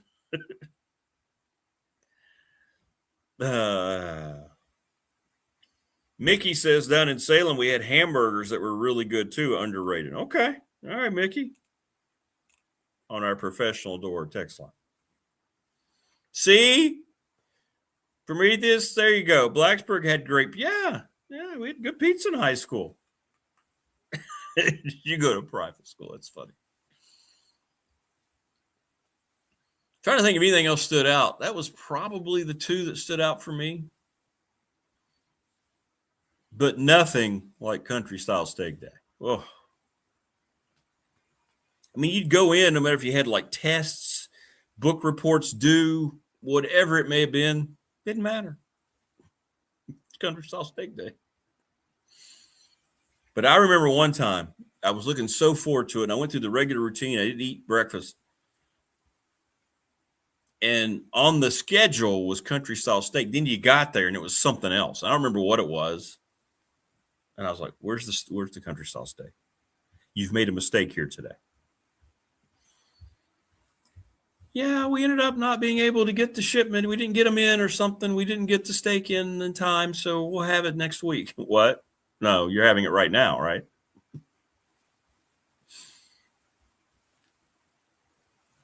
Yeah, the spaghetti. There you go, Morris. Yeah, lots of beef. Wayne says we had pizza, hot dogs, hamburgers, and stop of the day in Chesapeake. They did make those chocolate chip cookies, though. Yeah, we had hot dogs. We had pig in a blanket. We had that as an option. T-Bird says Wayne got mushed between all the beatings. Now that Mickey said that, and Wayne, you're right. The hamburgers were good.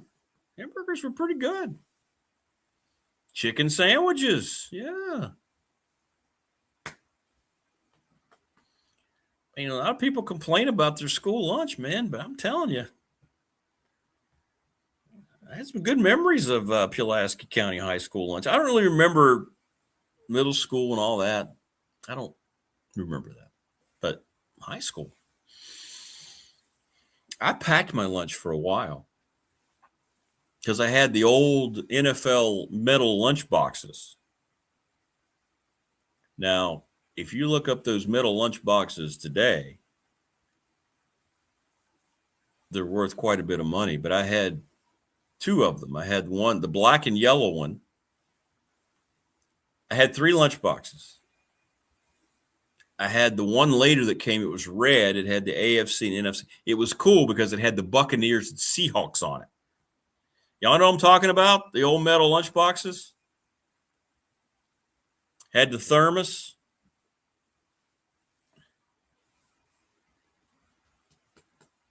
And then I had the Marvel superhero lunchbox. Those were the 3 lunch boxes I had up until, I guess, some point you stop after elementary school, early middle school. Yeah. Oh, it was fancy. Yeah, I had the 76. It was the one that had the Bucks. You remember the Bucks used to be in the AFC West. Few people remember that.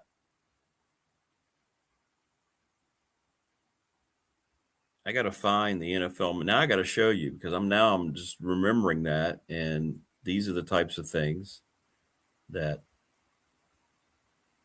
make you hearken. Oh, there it is. Ladies and gentlemen.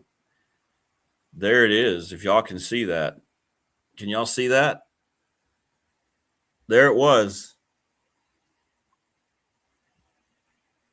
Look at that thermos, man. Now you see the Seahawks in the NFC. Look at that. See right there, right beside the Giants and the Rams. Now, when you flip it to the next picture, well, hang on. Did they flip it? Well, it's beat up on that side. But you'll see that the Buccaneers up there beside the Dolphins were part of the AFC. But that's the second one I had right there.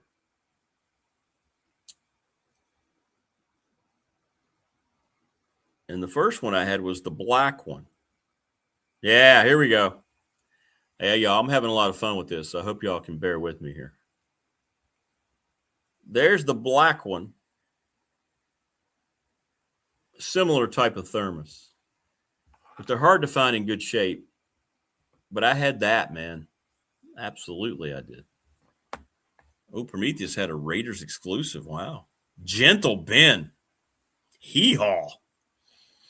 You know, T-Bird, it's funny you say that. I saw one of those toy shows that I watch on YouTube. The Gentle Ben lunchbox is like worth a lot of money.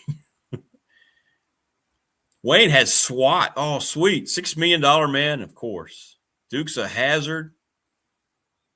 Yeah, we all had NFL sheets and curtains. Hell, I'd have them right now if my fiance would allow me to.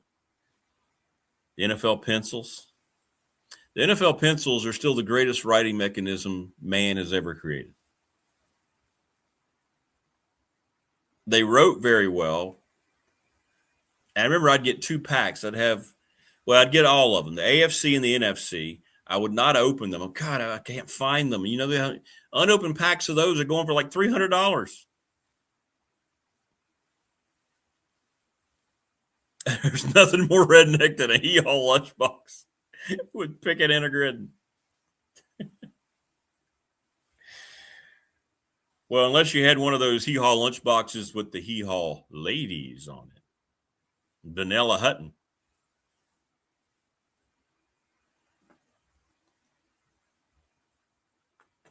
Those metal lunchboxes are a market all to themselves, man. Some of those are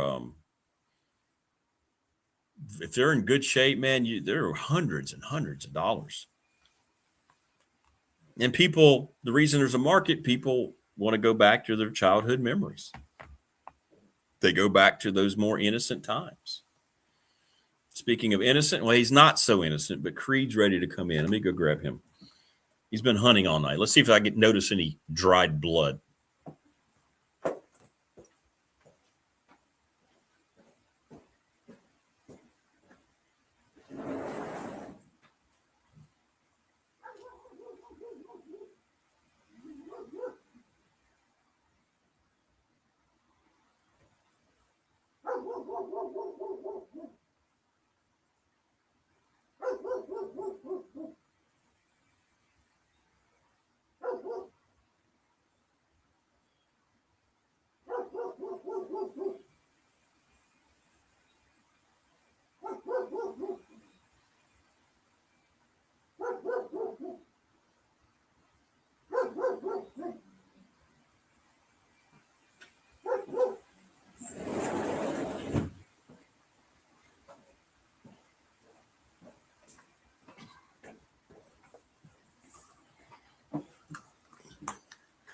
All right. We're back. Old Dick Tracy. That's cool.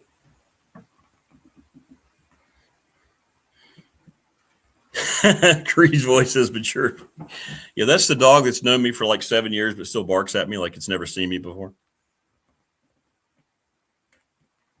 That's great.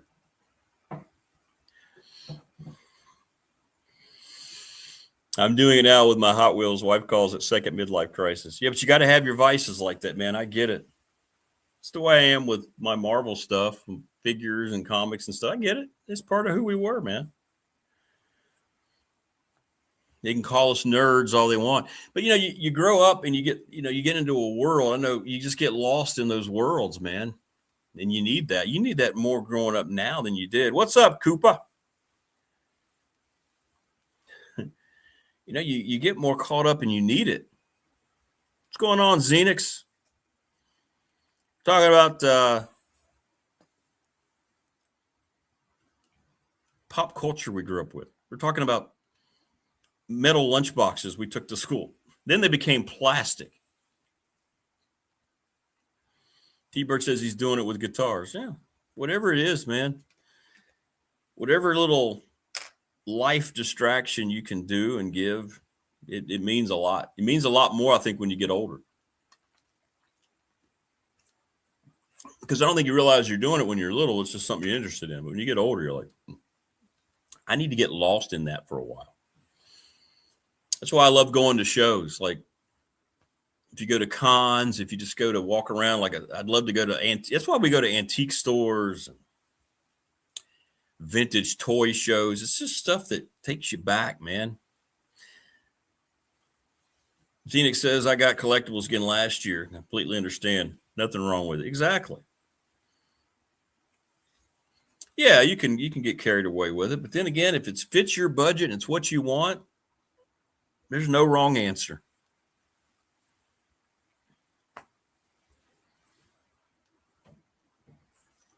And that's why I think those things are so popular, man. I watch a lot of these old toy shows where they just go to these it's just cool seeing the stuff. And you think, I remember that.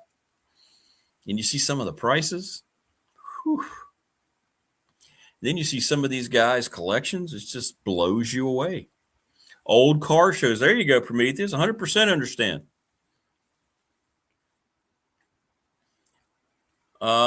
My late Uncle Harvey Wade, I don't know if anybody knows that name. He had a black 57 Chevy that was a show car that won everywhere it went. It won its classification everywhere it went. My mom would travel with him, and they would go to those shows up and down the East Coast. It was just part of a little vacation for her, and they were always the closest of the two siblings. And he had this black 57 Chevy that was just, wow. And it won everywhere. So I get it. I get it with car shows. Xenix, yeah, I got to keep the wallet in mind. There's a ton of stuff I don't collect, but I see those same shows, and it's like, wow, I know, right? Even if you don't account for the value of the collections, it is. And whatever it is that you collect or whatever it is, it's amazing because you wanted to get it. If it makes you happy. That's why I like people share me their stuff. It's like, that's cool. Even if it's something I'm not into, the fact that they are and how it makes them feel is cool.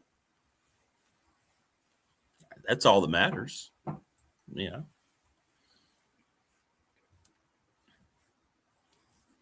A 68 Plymouth Satellite. You won so many drag races with it. That's cool.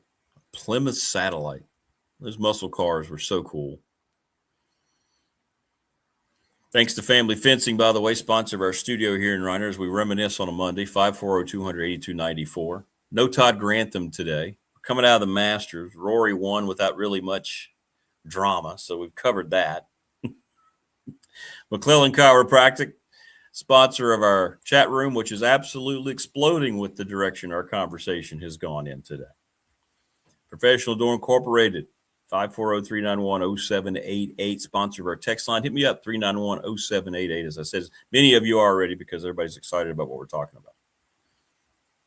It started with the school lunches, and it's continued. Pulaski County Sports and Entertainment, presenting sponsor of this program. More races this weekend. They've got both drag and the open wheel circular races. The oval's gone. Go to see them. Little River Heating and Air, 1095 Radford Street in Christiansburg, 540-553-2971. The Attorney Ryan Pry, BDST Fan Question of the Week, brought to you by the Attorney Ryan Pry. Trust and Estate Planning. National Bank member FDIC is my exclusive banking partner. Make it your exclusive banking partner. Professional Doors, we mentioned 38 years in business with Travis Williams, family owned and operated, the Ready Set Fund.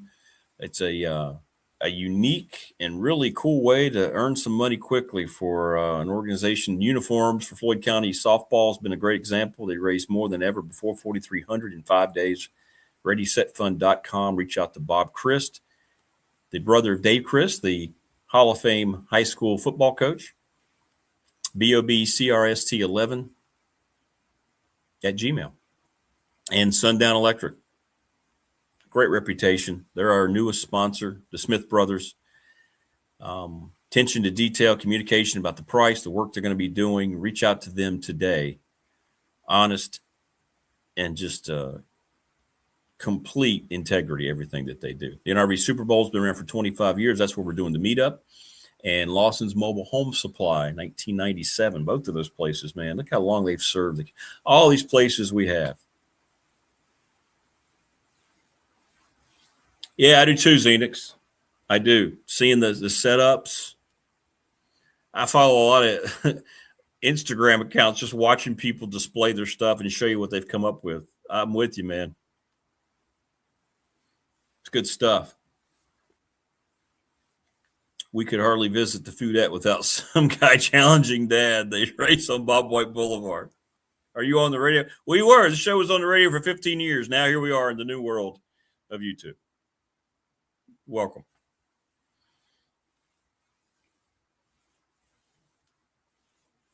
It's early in California. One marvelous Jesus says. Yeah, I guess it is. You're almost, 5 a.m. coming up. Welcome, though. Subscribe, like, and share our channel. You don't get bothered when you subscribe. You just get like, hey, this show's starting. You're going to go back and watch it later. That's all.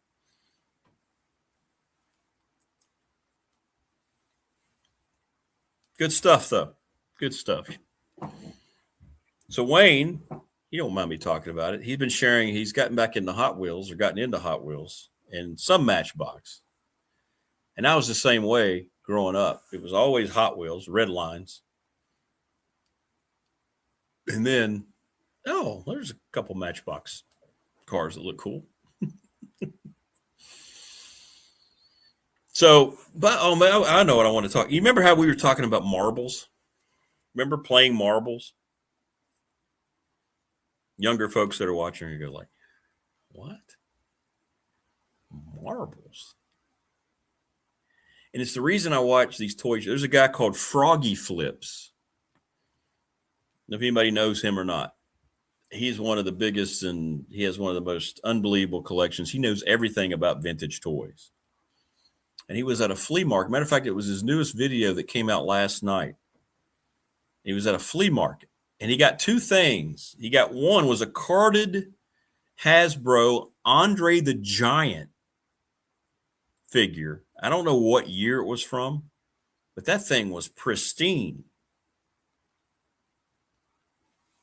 He paid like $110 for it. He found out later it's like 3 times that. He's going to send it off and get it graded. But he found an old marble set on card. It was carded. So you had your 4 bags of marbles in the corner. In the middle, you had the target or the board. And the shooters were inside. It was really cool. And it was on card. And he explained, he goes, this thing's not worth much. I didn't get it for that because I used to play marbles, he said. And I'm sure I had this set because I recognized every part of it. And he could just see him beaming. He goes, I'll buy more things that are worth more money and blah, blah, blah. But this brought me back to when I was 7, 8 years old playing marbles with my dad. And I'm like, see, that's why you do it. And he's not going to take it off card. It's really cool looking. Things like that. That's why we do it. That's why we do it.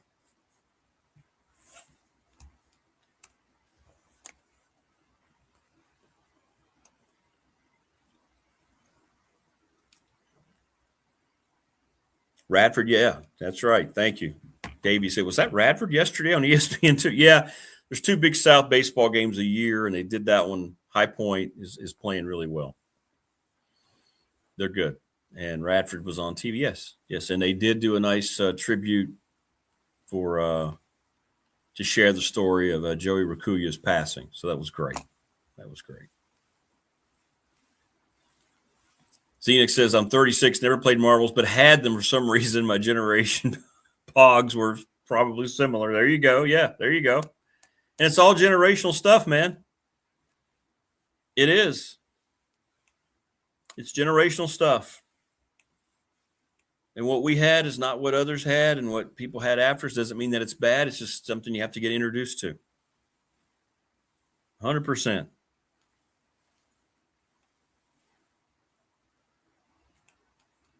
$100%. No, not at all, Davey. Davey asks you getting fired up about the NBA playoffs? No. No.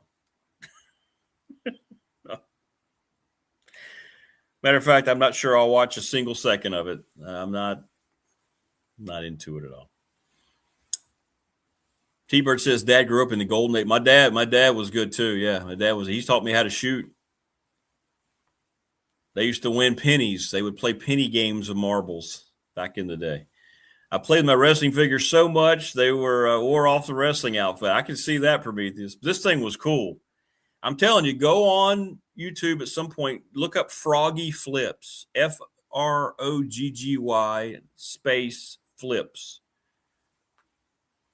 and watch last night's show. You'll see the marble set, and you'll see where he found that Andre the Giant on card at the flea market. He was going crazy. Found a Michael Jordan starting lineup set that's not really overly expensive, but he's a huge Jordan collector. And it was in the box. It was really cool. But he saw that Andre the Giant, and he was just like, whoa, whoa, whoa, whoa. It was just sitting on the edge of the table, man. The guy kind of knew what he had, but he didn't really know what he had. That was cool, though. Just like when you go to an antique store. Xenix, you're 36. You ever go to antique stores, things like that? I mean, you're all looking for things that maybe are worth something, but remind you first. I know when I go to an antique store, I'm trying to think about my grandmother's houses. What did you grow up with? Look, what do you remember? Rowdy Roddy Piper figure. Yeah. Those things were huge, man. Those old Hasbro, those wrestling figures, some of them are really expensive now. But yeah, the perfect action figure. Absolutely. Great character. Rowdy Roddy was a great character and not too far off from the real personality of Mr. Piper in real life.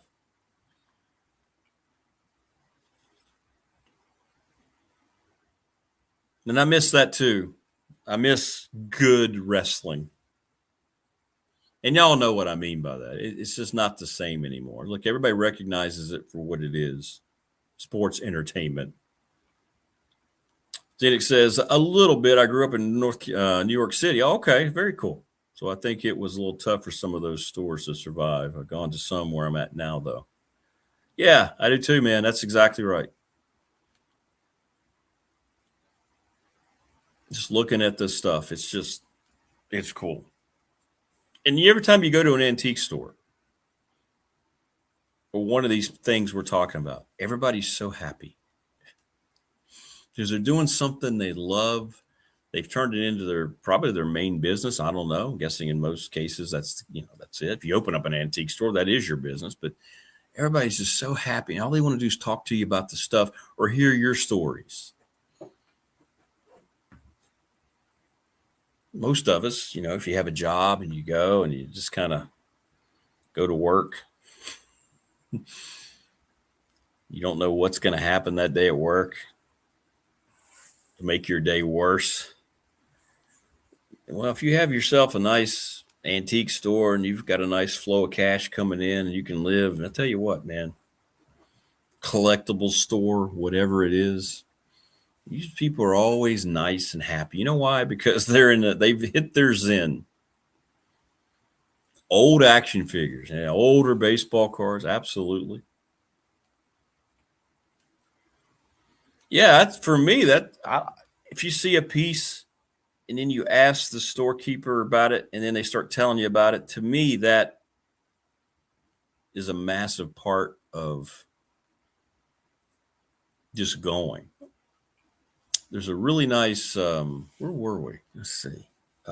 There's several here in the area. There's one in Christiansburg right there next to the railroad tracks locally here. And I'll have to get them out and show you. But do y'all remember the old monster Phoenix? Phoenix, good Lord. Woo! Monster finger puppets. Remember those? They had like the flailing arms. They were made of rubber.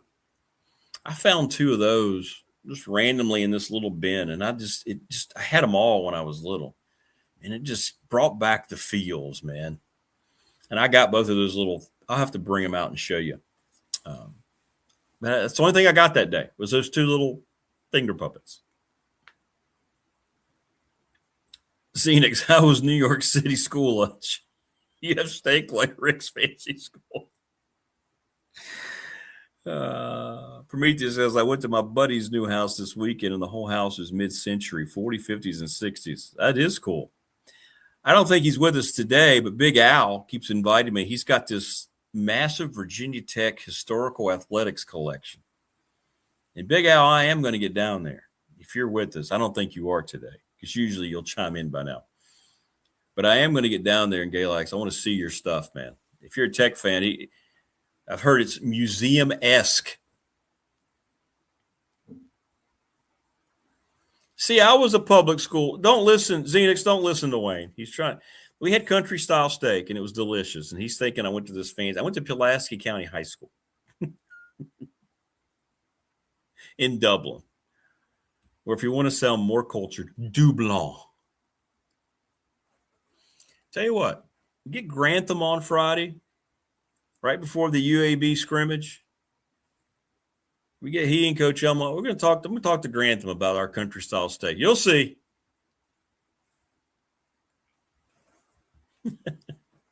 You'll see.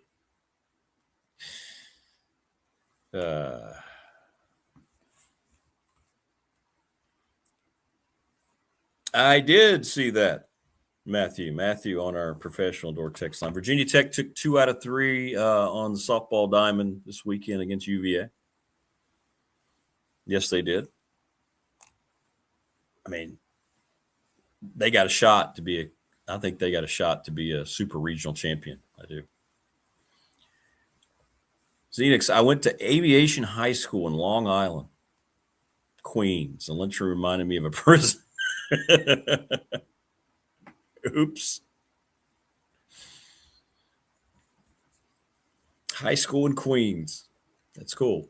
That's what I love about this format. You know, when you're, and I guess there's streaming now, but when you're on the radio, you're usually limited to just your local audience that morning. Here on YouTube, people like Xenix can stumble across and hopefully they'll stay a while, right?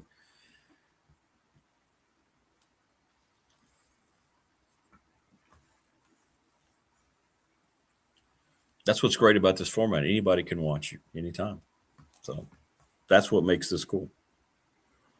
Still scares me, but it's cool. But thanks for, if anybody subscribes, thank you. Thank you. We do it every weekday morning.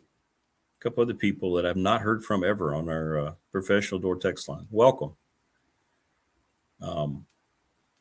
We do the live show here 6 to 8:30 a.m. before I scamper off to my real job at Radford University. And we're going to start another sub show, sub show, Big Dog Pop. We're going to just get into more things like this where we can really get into the nitty gritty. We're going to invite people on that are in chat to jump on the screen with us, and we'll have a great conversation.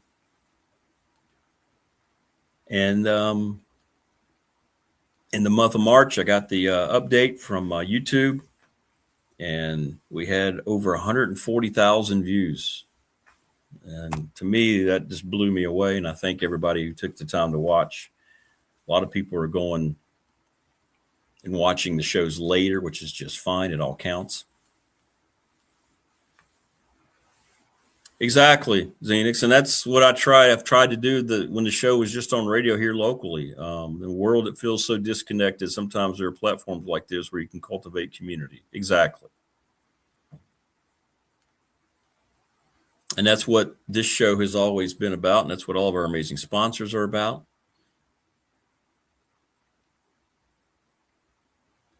Letting everyone be themselves, which is something the world does not subscribe to at all anymore. Either you're with us or you're against us. If you think this about whatever you're. How about re-engaging in conversation and ask someone, okay, why do you feel this way? Well, here's how I feel. We may not agree. Okay, let's go have lunch. Who cares? How does that person treat you? Is that person genuine? That's all you can ask for today. Finding genuine people is really, T-Bird's offended. Sorry, T-Bird. If you find genuineness in human beings today, that's a win. Because there's so much not. And I think that's why when you had Coach Elmo on, every time we have Coach Elmo on, is there a more genuine person that we have on this show? We have many, many great guests on this show. We're going to get another one tomorrow morning with Marva down in Miami, right? She's a genuine soul. But nobody, I think, is more genuine than Coach Elmo. It's why the Marty Smith segment here on the show every month with Coach Rags is so well received. From a lot of the things that we're talking about. Xenix, Wayne's not being truthful at all.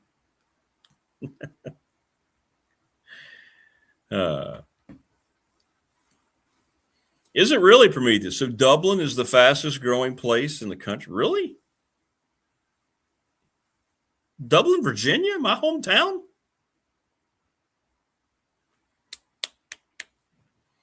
Good to know.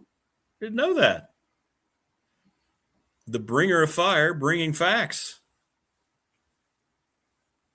Yeah, it's real reality program. It is. It is. Not the crap you see that's, reality TV that has a camera, that has a script, that has a director. But yet you're supposed to watch it and think this is really happening. Ever think about how stupid reality TV really is? Because it's just a different version of scripted shows.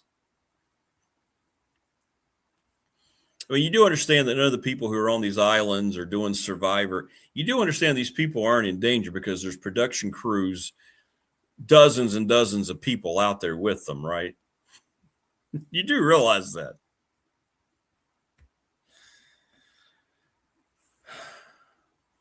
Reality TV was the beginning of the end of television. Now it's all about watching sports and watching YouTube. That's all it is. Or finding a movie streaming service where you're not subscribing, and then all of a sudden you have to pay extra money to avoid ads or to go watch a movie on a sub-channel. Brandon says, that can't be true. I live there. It sure doesn't feel like it. Definitely not because of the Fazoli's, Wayne.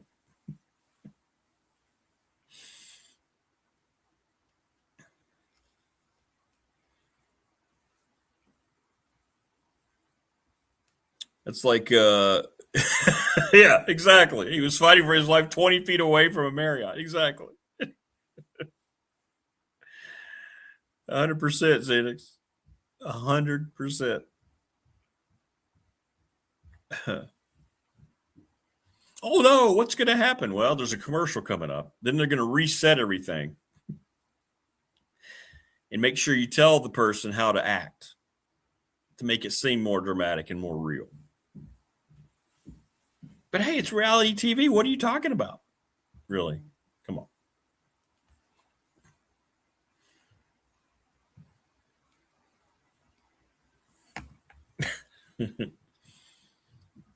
Yeah, Dublin's a great place. It's where I grew up, so it makes it a great place. And I'm telling you, Xenix, Dublin, Virginia is not anything like growing up, going to high school in Queens, Long Island.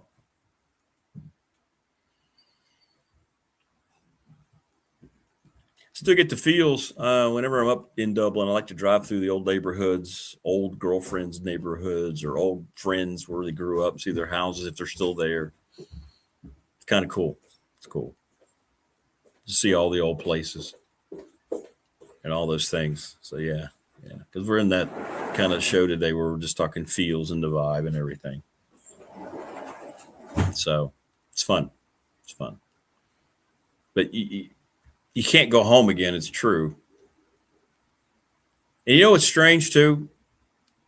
Most of the time when I'm in Dublin, I'll go to those places. I went to see the old Dublin elementary school area, Dublin middle school, all those places that I grew up.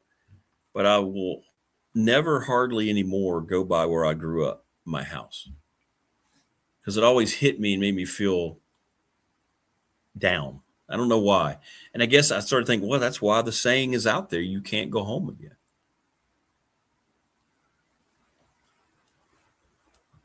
Phoenix in the Cincinnati area now. Slow, but welcome. Yeah. Pops was stationed in Norfolk. Hey, there you go. By the coast. Brother lived in Virginia Beach for decades. Very cool. Very, very cool. The breadsticks, T-Bird, all you can eat. What, at Fazoli's? How many breadsticks can you eat, Wayne?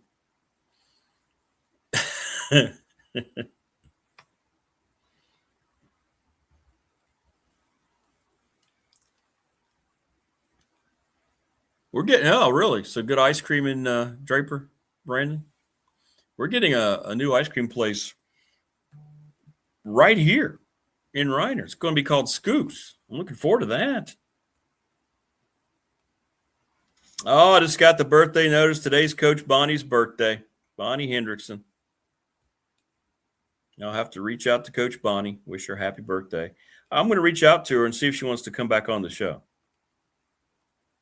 She's been on the radio show many, many times, but it's Bonnie Hendrickson's birthday. Yeah, there you go. That's right, Xenix. Wayne is Wayne from Ohio. He lived in Liberty's Township near Cincy a few years ago. Wayne is a massive Bengals fan. Let's see, I can do it too, Wayne. I mean, you can't see Wayne without him wearing some of those Bengals colors.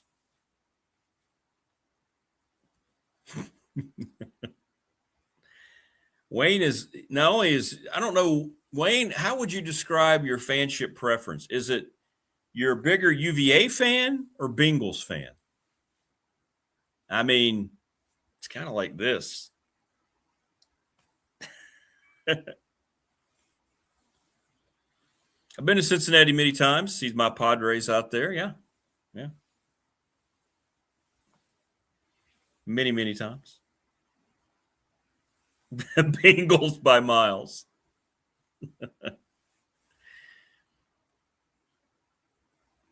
Let's see Wayne walking around with his old Corey Dillon jersey when he's out buying his latest Hot Wheels. Look at these connections to Xenix now. So T-Bird's niece lives on Long Island, a block from the ocean. She teaches 8th grade in New York City. Look at that. See, Xenix, you've stumbled upon people here that have a connection. That's cool. That's why I love this stuff.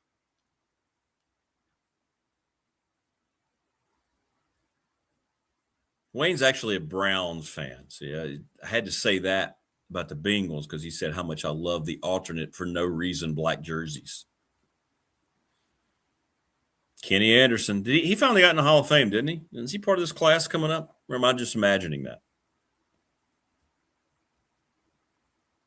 Oh, you have a Scoops in Giles? Oh, well, they're coming to Reiner.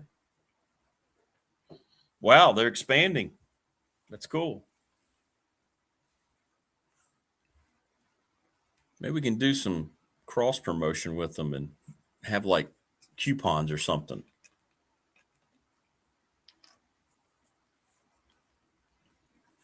That place will be popular here. Scoops will do well in Reiner. Plus, it's everybody going by through Floyd. Route 8 is always very busy. Good stuff. Zenix says, awesome T-Bird. Hopefully her students treat her better than my classmates treated our teachers in 8th grade. We were nightmares.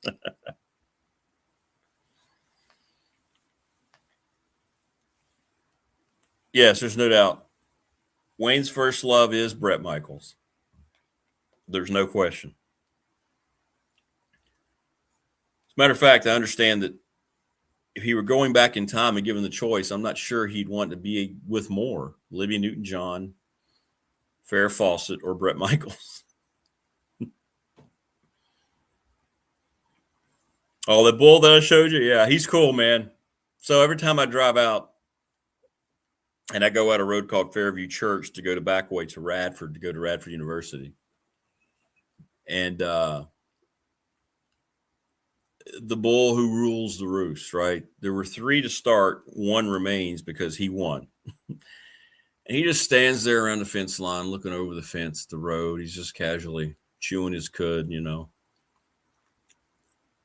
You see all the other, you know, the heifers and the cows around, and he's just like, yeah, I've made it in life.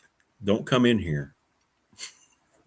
Don't walk in to my field. This is my field. He's the ultimate badass. The bull who rules the field is the ultimate badass. 100%. We had a bull when I was growing up on the farm named Sam, and he was cool.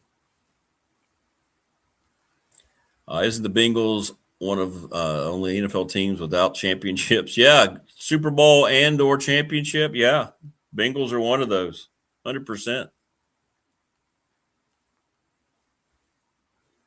No, let's see. He wants back out. Hang on.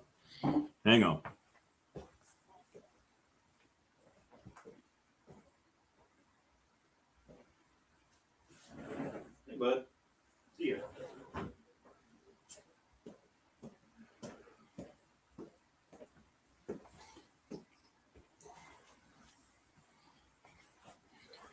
I mean, you've got the Browns haven't been to a Super Bowl. Sorry, Wayne, I'm not picking on you. I promise you. The Jacksonville Jaguars, but they haven't been around as long. They haven't been to a Super Bowl. Houston Texans,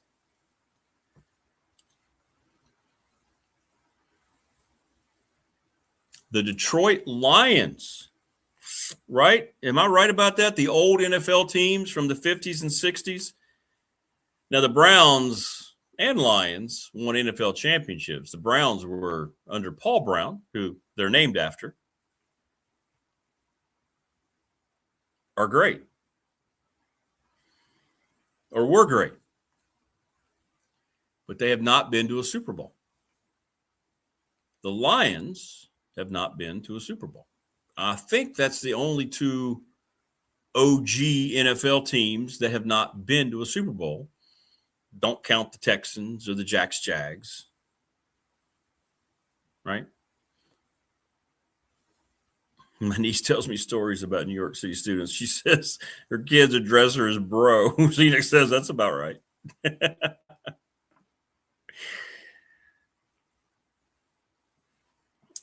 I right about that? Arizona has been to a Super Bowl. The Cardinals have been to a Super Bowl. They lost to Pittsburgh.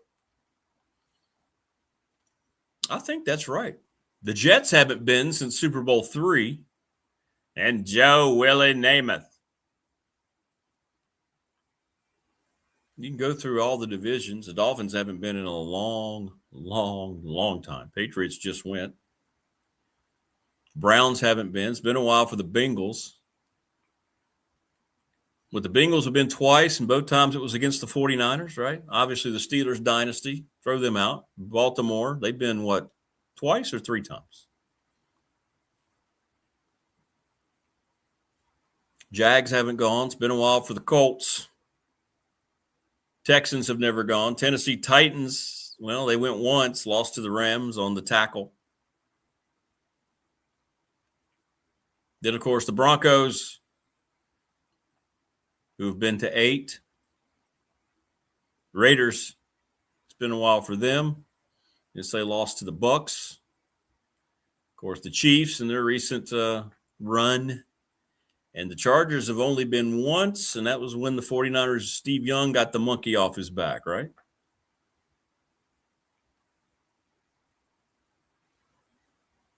Did you go to the NFC? It's been a long time for the Cowboys. Been a long time for the Giants. Of course, the Eagles most recently. Washington Commanders. Been a while for the Bears. We mentioned the Lions haven't gone. Packers. When's the last time the Packers went? Vikings. They've lost 4. They haven't been in a long time. Saints, Carolina, the Falcons. Falcons have been once, and the Broncos destroyed them. That was the second of their back-to-back titles. And the Buccaneers that I mentioned. Was that Ravens and Rams? Okay, 2022. So that's what, 3 times? Okay. And then the 49ers, Rams, Seahawks, who just won the whole thing again, and the Cardinals. So there you go. So it is just the Browns and the Lions that have not been to the modern-day Super Bowl. We've had 60 of them. The Browns, of course, were a dynasty. Back in the old All-American Football League, the AAFL, and then the NFL.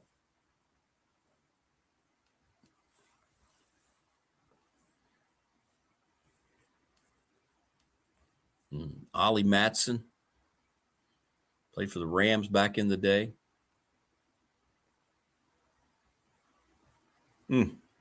Great players. Yeah, the Falcons went once. Broncos beat them. They have not been back, have they? They have not been back to the Super Bowl. But welcome, Zenix. Glad to have you aboard. Stop by whenever you'd like. Like to have you regularly, time to time. Hang out with us here on the program. Got a lot in common with our peeps, apparently. But good stuff today. Kick was absolutely beautifully within the goalpost circumference. Wait. Yeah, that's right. You're right. Thank you, Prometheus. Twice. That's right. They had the 28-3 lead. Thank you. Forgot about that one. So they've been twice, and and that gets shown every year. Still don't know how that happened. So blown out by the Broncos, and then blew that. Matt Ryan, right, was the quarterback. So yeah, there you go. That was the second time for the Falcons. You're right. 100% right. 28-3, if I'm not mistaken, in the third quarter. And they blew that game to the Patriots. So the Patriots cheated on 2 of their Super Bowls. They had the horrible decision by Pete Carroll against the Seahawks, so they'd have lost that one, not to run. Don't get me started. And then the Falcons were beating them to an inch of their life, and then gave up the 28-3 lead. Turnovers, bad play calling, you name it. Yeah. Massive, massive collapse.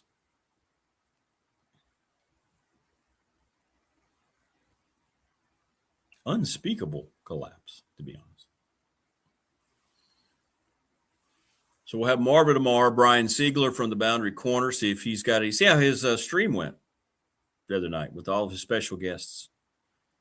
And then Mike Burnett will take us inside Tech's final preparations before they unleash what they look like to the viewing public on Saturday during the spring game. It was fun today, a little different today. Todd let me know yesterday afternoon that he couldn't be on today because of his coaches' meetings, and reached out to a couple people. It was kind of short notice, so I didn't want to do that to people. So, yeah, we just wanted to. And chat, you were terrific. That was fun. Lots of good stuff. Got to meet a couple new people in chat. And we'll be back tomorrow at 6 a.m. And I hope everybody has a great rest of their Monday.